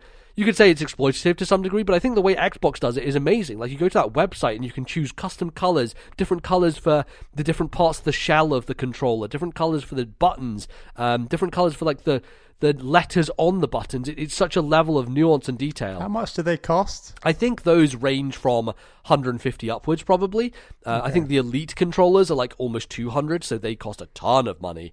But right. It just, for me, Nintendo have always had weird, interesting hardware, like special editions, and they've never gone just on the controller route, which I think would actually make them a lot more money. And they have like a wealth of hardcore fans, to use that inappropriate word, that just like would be willing to throw a lot of money at something like that. Like, I think gaming right now is teaching us that, like, when you have a group of fans who will throw money at things, then create more, like Amiibo, just create more of them, make more money off it, you know. And Nintendo were very much up for it with something like that. It seems mad that they weren't more up for it with these customizable options, as you say. Yeah, and I think the other thing is that the Switch is a fashion statement more than any other system, right? You take it outside with you, you walk around with it, at least you used to back when the world was normal, and as a result, people will see like, you've got different Joy-Cons, like they look cool, they look different, like there is an identity to your Switch that like the black boxes of the PlayStation and Xbox just don't have. They and obviously the controller is more of that for those systems, but the Switch as a whole, as a singular device, is far more important at what it looks like, I think, than the other systems. So yeah, so this leans into that even more. Like it creates conversations between people. It allows people on social media, again, talking about that, to share their own custom designs and be like, look at this cool thing I made. It's got Mario's hat on this D-pad and things like that. Weird shit. So yeah, I would say lean into that because I think it's an important aspect. Ballot, let's go back to you. This one is very unlikely, but I just think you have to look at it in terms of how much Nintendo respects their fans, their community that spend the most money on games. What I mean by that is talking about Nintendo Game Pass. Like, I think if you compare the companies, and if you think about how does Nintendo financially a successful company, I think it's more so to do with when fans buy maybe 2 games a year, 2 to 3, let's say 2 to 3 games a year. So that they'll jump on the Breath of the Wild, they'll jump on Animal Crossing. But I think that when you talk about the real hardcore, the people like us, MBZ, who are buying 20, 30, 40 games in a single year, I think that Xbox Game Pass is a way of adding real value and treating the customer with a huge amount of respect, rather than them spending a ton of money. They've got this fixed cost that gives them access to loads of games. So what I mean by that is just, I don't think Nintendo respects people like you and me, MBZ, who spend an absolute ton on loads of games. What do we get back for buying all these Nintendo games day one? Likewise, indies on the Nintendo eShop. All we get back is a little bit of credit. I don't feel like I'm rewarded much as a consumer of Nintendo's games by buying like so many, and I think that I get that. Also, like, you're buying the games because you want to play the games. Oftentimes, like the reward for spending the money is the game you buy, right? Like, but I see what you mean in terms of the value proposition for someone who plays a lot of these games. You're in a year, you're going to spend vast amounts more money on Nintendo than you are on another system, and maybe that's the point of why they don't change, right? Like, maybe that's why it doesn't make any financial sense. But that's what I mean, is I'd be interested in how much of their money comes from people like us who buy lots of games versus the people who buy 2 or 3 but fairly consistently every year. Because for them, they wouldn't want to sign up to a Game Pass equivalent, and Nintendo would still make a lot of money off them, like Animal Crossing buyers, Pokemon buyers, you know.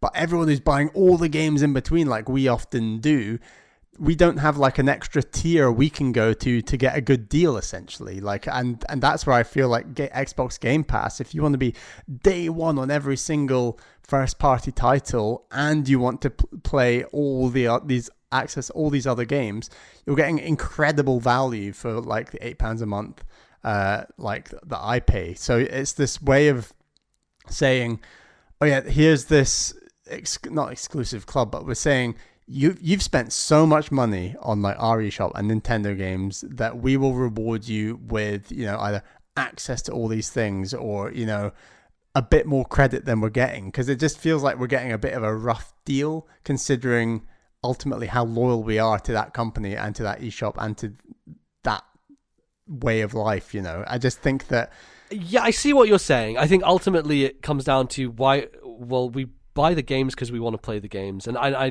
definitely understand that. I think the interesting thing about Game Pass and why it works for Xbox is because you don't really have that mentality for Microsoft, for a lot of people, right? It tends to be that they didn't have that many exclusives in the first place, and so that was an issue for them, and they're definitely building a library now. But I would argue that from Nintendo's perspective, they don't need to do this, because the people who would buy 3 games a year, let's amortize that's $60 times 3, that's $180 a year.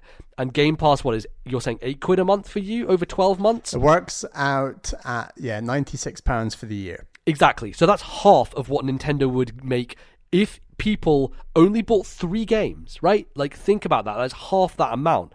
And so for Xbox, it makes more sense just because the types of people like us, we're getting a ridiculous deal. Versus the types of people who will sign up to Game Pass who usually only buy, say, 2 Xbox games a year, they will end up making more money off those people. Xbox, I think Game Pass only works if you get the people who sign up to it to be the types of people who usually would only buy a couple of games. That's where they make more money versus people like us, where they make significantly less money because we would buy a lot more anyway, if you see what I mean.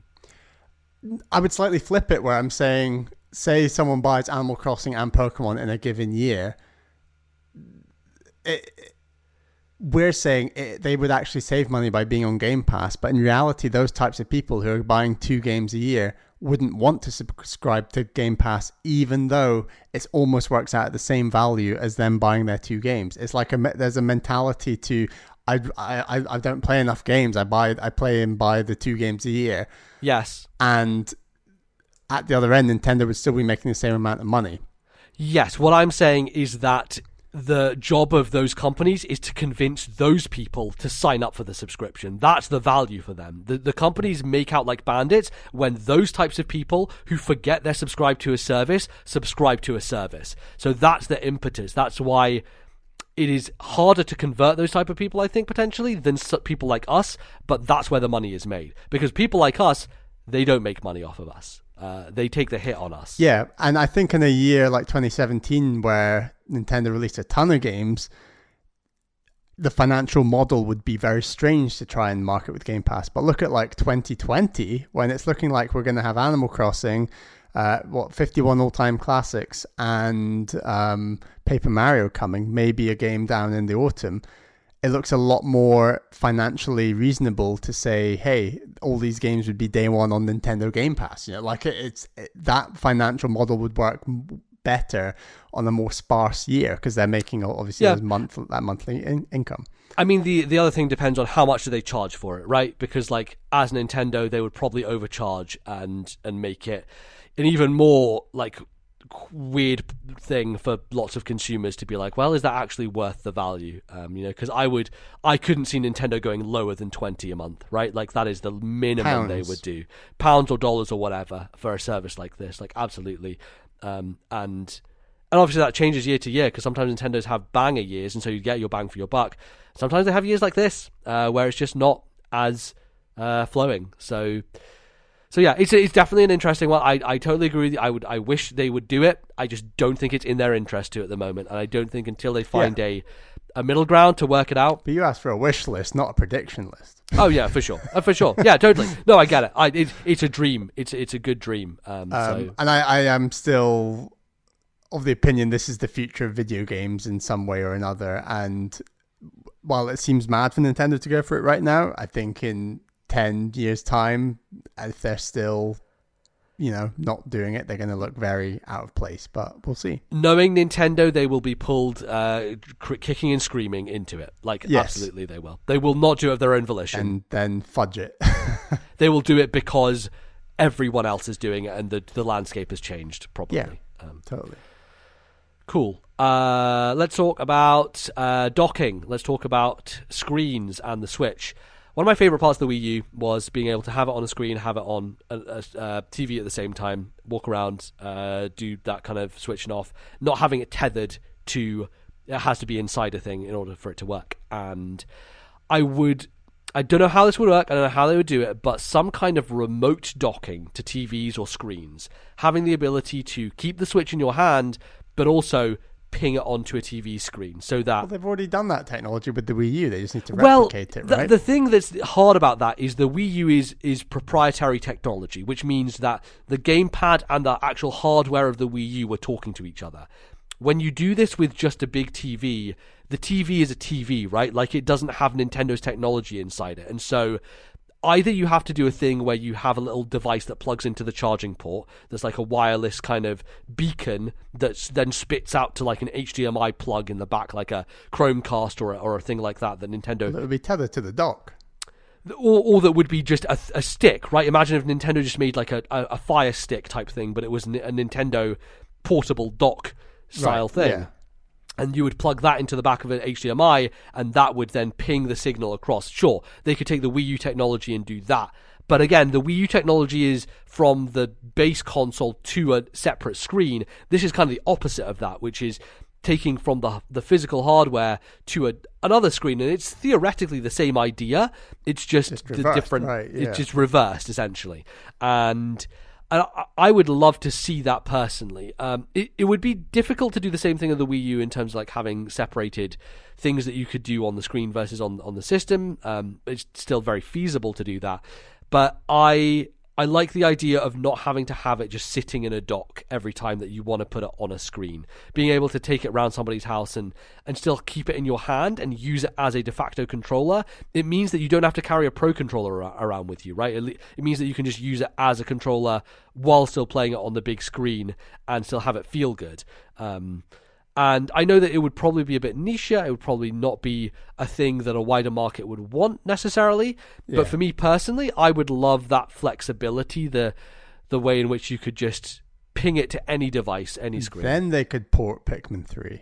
Yeah, then they would actually get it to work, right? Exactly. The perfect... Then they can put that map in Zelda on the bottom screen, Yeah, yeah. Bring the DSE shot back. So yeah, I don't know. What do you think, Bali? Is this... I love the idea. I agree. It's just not. It's not like the commercial appeal is limited. But we've already talked about how much we love like Pikmin 3, Mario Maker on the Wii U, Nintendo Land. Like these are just games that are just so unique to the Wii U that ports, in my view, will struggle and have struggled. I would argue with like Mario Maker 2. Like it's just not the same experience. And yeah, I think. The Wii U gets a lot of stick, but like that technology was kind of incredible. The way that it was actually tethered, like digitally, like it was really cool technology. And I don't think you see that technology really in other areas of life, But no. I think it's really cool, and it's not like it's not wireless or Bluetooth. It's like beyond that. It's its own tether, which is really cool. And I would welcome this personally, as you say, like the Switch to go back to something like that, to be able to link handheld gaming with a TV. Yeah, and I don't think it has to be the Wii U. I think even if it was just mirroring the exact same screen, I would like that because it's just a bit more convenient. And like, it's not that it's not convenient to drop it into a dock on a TV, but like if you are off the couch, don't you? Yeah, but it's also like, think about traveling. Think about when you go to Japan for the third time and you want to play your Switch on your hotel room TV. You're going to have to pack the dock with you if you want to do that. Versus, what if you have a little dongle that you just bring with you and you can still play it on the TV, but you don't need to dump it into this dock every time. Like it removes a barrier for people. That's not a big barrier, right? But it's certainly, I think, if we're talking about the future of this concept, if this concept is going to evolve and become better, it's certainly, for me, one way in which it can become better. So, All right. Cool. Mine is back to the hardware. I'd like Nintendo to go back to the clamshell. Okay, all right. I think that there are issues with it. Like, you'd have to have something that you're able to like fit in the analog sticks, for example. But I think there is technology that would be able to do that. I think it's perfectly possible. And I also just, if you like look at a Switch screen, there's like these black bars around. And the same on the 3DS and the DS, I believe. There's like black bars around. Yeah, it's bezel that just is with screens most of the time. You always have a bezel. And I think part of the reason those black bars are there on the Switch is like it's partly for protection. So like if you drop the Switch or whatever, it's gonna hit the black bar more so than having the screen right to the edge of the screen, as it were. I think if you have a clamshell design, the screen itself could take up much more real estate and go right to the edge, and then it's getting the added protection of being folded over in the clamshell. So it's still friendly, like kid friendly. They're not going to scuff it in the same way that apparently some kids have managed to scuff their Switches.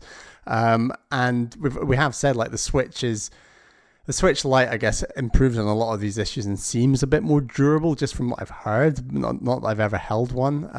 And that the original Switch with like its Joy-Cons and things isn't the most kid friendly. So bring back the clamshell, make that real estate a bit of the screen a bit larger, a bit bigger. And I just think it's a neat form factor that I would personally quite like. Yeah, the other aspect is scratching screens, which we've both run into, mainly through stupid stylus things. And it's another, like, if I was going to do a mini extra edition, I was like, just put a stylus in the new Switch. Give us a stylus Nintendo that actually works for this type of screen. That would be helpful. Not that a lot of games use it. Obviously, Mario Maker is really the only one, but it has resulted in some people scratching their screens, putting it in and out of the dock. That's a reported issue that people have had in the past. And so if you have a clamshell design and you're dropping it into a dock, you're not going to have that issue anymore, right? Like, it's closed and it goes in, and that is better. It just means you remove a potential point of failure from the machine. And yeah, I with a screen as nice as the Switch's screen, protect it at all costs is my view, right? Like, make it as bulletproof as possible, and having a clamshell certainly does that. I think it's hard to visualize what that would look like, just because the idea of the Switch, and would you say it would have two screens, or would it just be like the top screen is like the Switch screen and the bottom part of it is more of just the controller part of it? The bottom part's more just a controller. It would still be a single screen. And when you look at like Nintendo's history of doing that, the only one I can think of is actually the SP, Game Boy Advance SP. Yes, you're right. Maybe one of the original Game & Watches, but I can't remember. But yeah, I think it would take some work with someone much more artistic than me to make it look sleek and sexy. But those engineers would have to, definitely put time into it. I think they can do it, and I just think it is more of it's a better form factor than the current Switch, which I think is quite delicate, and like I said, doesn't use as much real estate of the system itself for that screen. Yeah, it's very not Nintendo. I think part of the thing you run into with the clamshell is that it loses its hot, sexy appeal, right? To the millennial crowd, to like the younger people, of like, part of the success of the Switch, as shallow as it is how cool it looks as a device, right? Like, it's just a very, very cool device, and clamshell just kind of, it doesn't have that same wide appeal, I think. Or even if it's just a skew, for the people like us who don't care as much about the design, it's just we care more about function. I think it has a functional appeal to the clamshell. Yeah, I agree, for sure.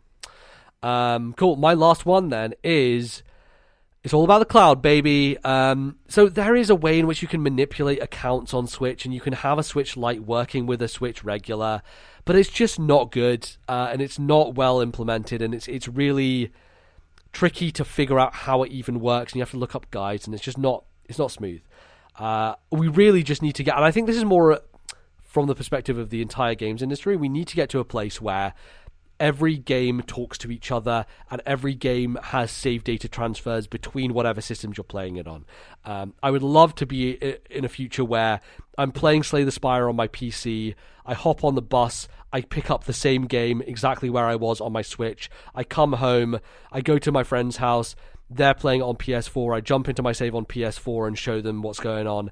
Like, that universality of cloud saves, of being able to just pick up at your game or wherever you are on whoever system just by logging in and doing it, it has to get better. It has to become a thing that is universal across video games, and we're already seeing it, barriers being broken down between cross-play and to some degree with cross-progression. But like, this generation, I think, has taught me that we've started to break down those barriers. The next generation has to obliterate them. We have to have this universal playing field, and we can't section people off anymore. It just doesn't make any sense.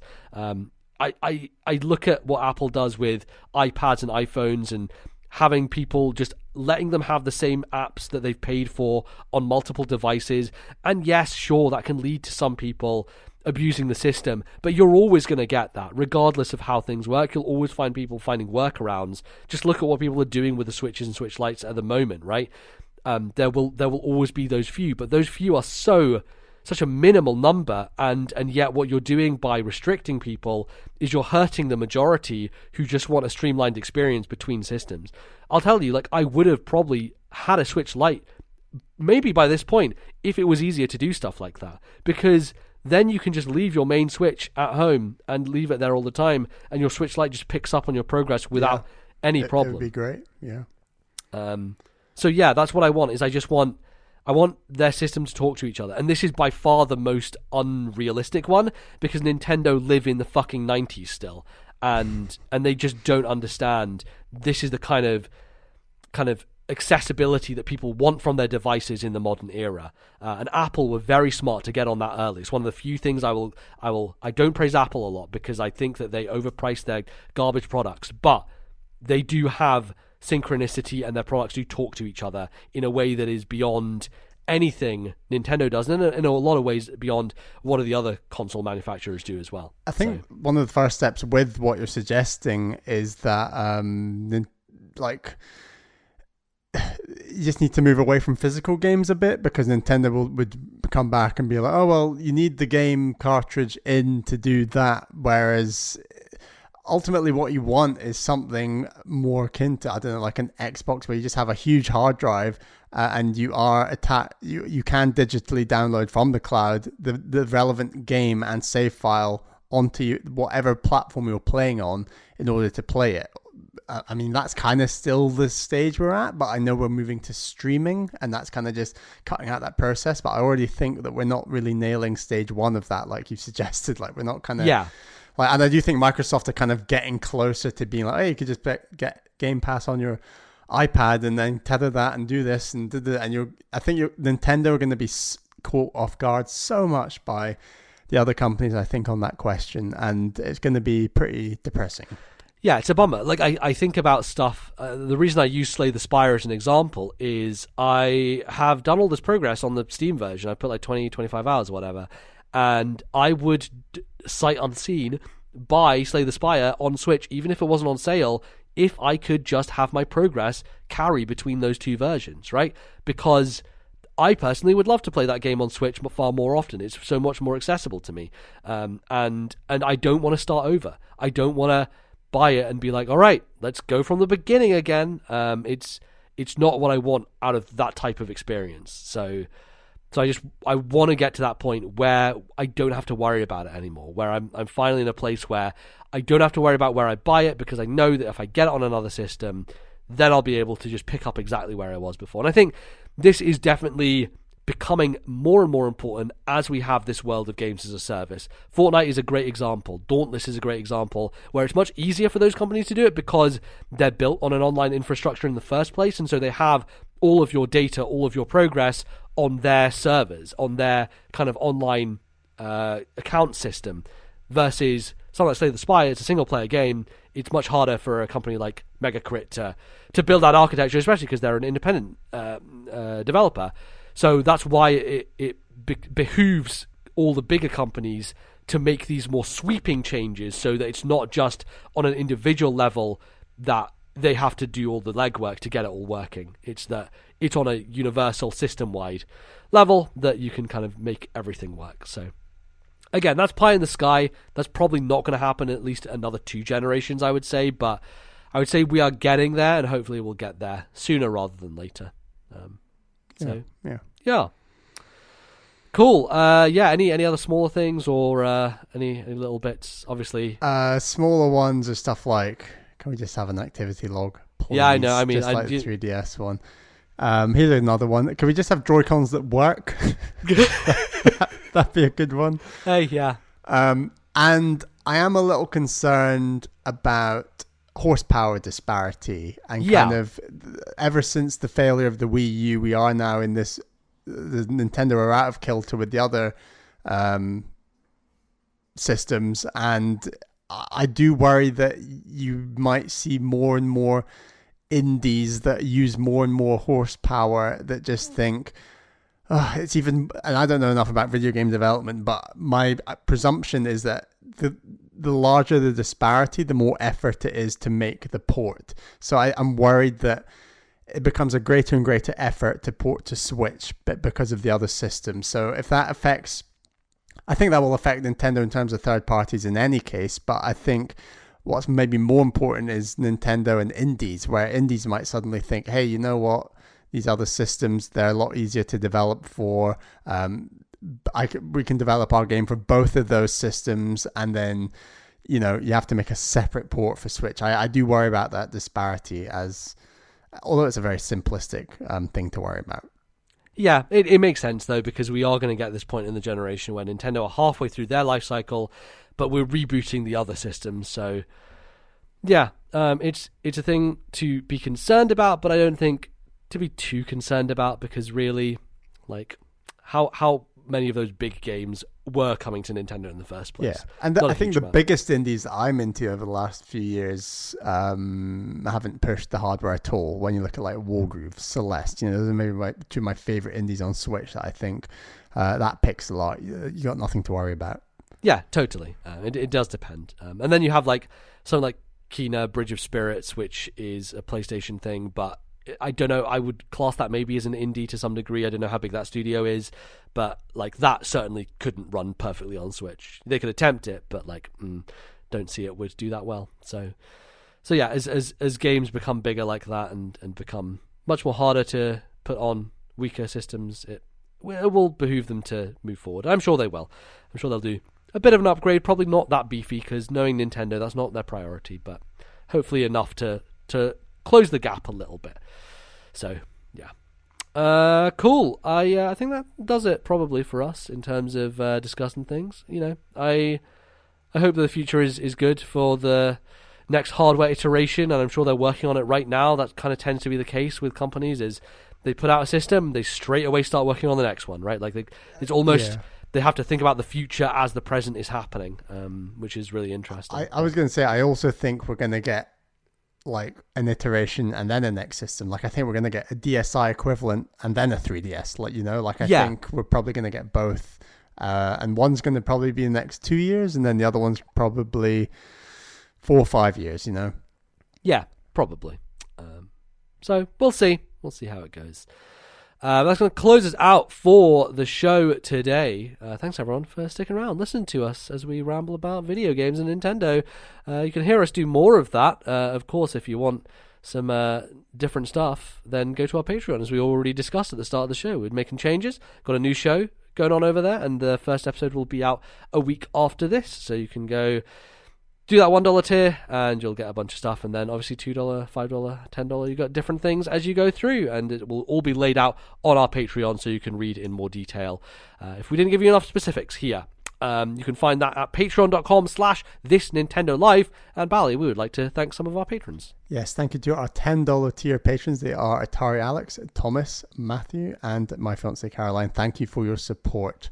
And yeah, thank you also to all of our other patrons. I know we're shifting these tiers, but hopefully you'll like our new show, our new tiers. And we kind of came at it with the approach of everyone who's already a patron is getting what they got before plus more, right? So I think that's hopefully going to benefit everybody. Yeah, and I look forward to like that interactivity of kind of like having these polls for segments and seeing where that goes, so everyone can have a kind of a stake in what we're talking about on the show. Absolutely. Look forward to it.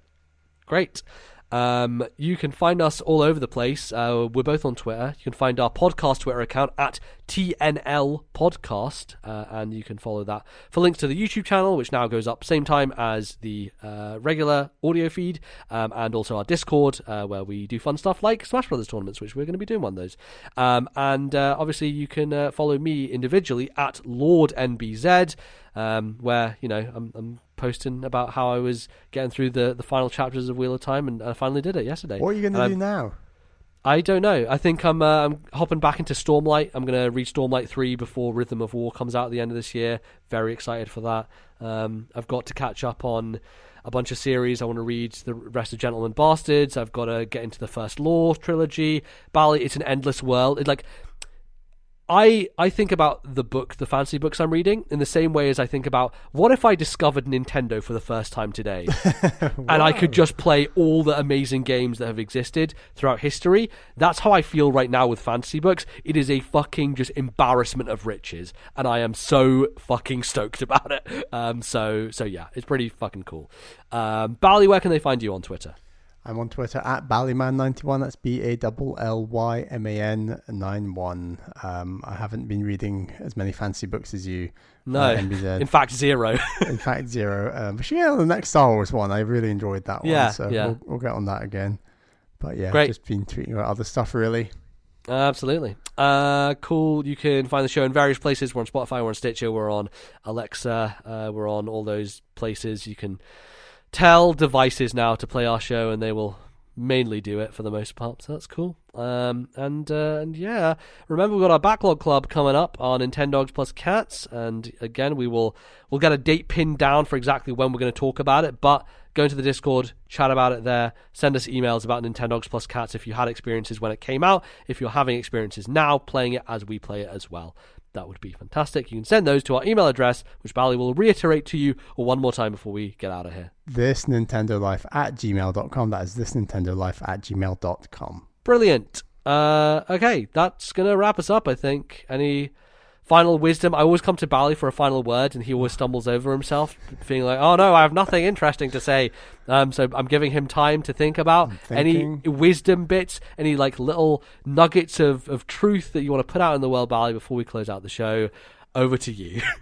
I'm just looking forward to playing some Nintendogs plus Cats. I think we just had such a blast playing that game initially on DS, and I've got that itch to kind of jump back into what was it? What were those DS games called? They were like the Touch Generations. Touch Generations. It feels good to go back to Touch Generations, which I look back very fondly in like my Nintendo memories.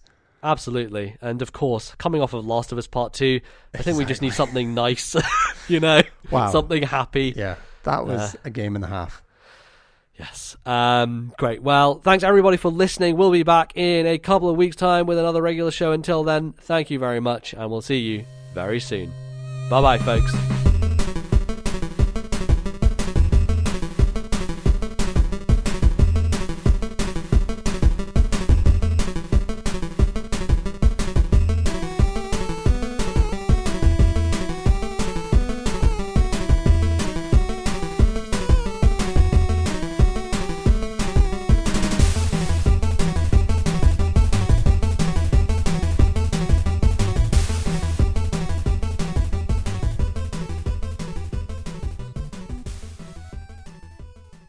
The musical interludes used on today's show were Captain Orla's Swashbucklers Adventures Across the Seven Seas from Phoenix Wright, Ace Attorney, Dual Destinies, copyright Capcom 2013, and Surprise Attack from Ninjala, copyright Gung Ho 2020.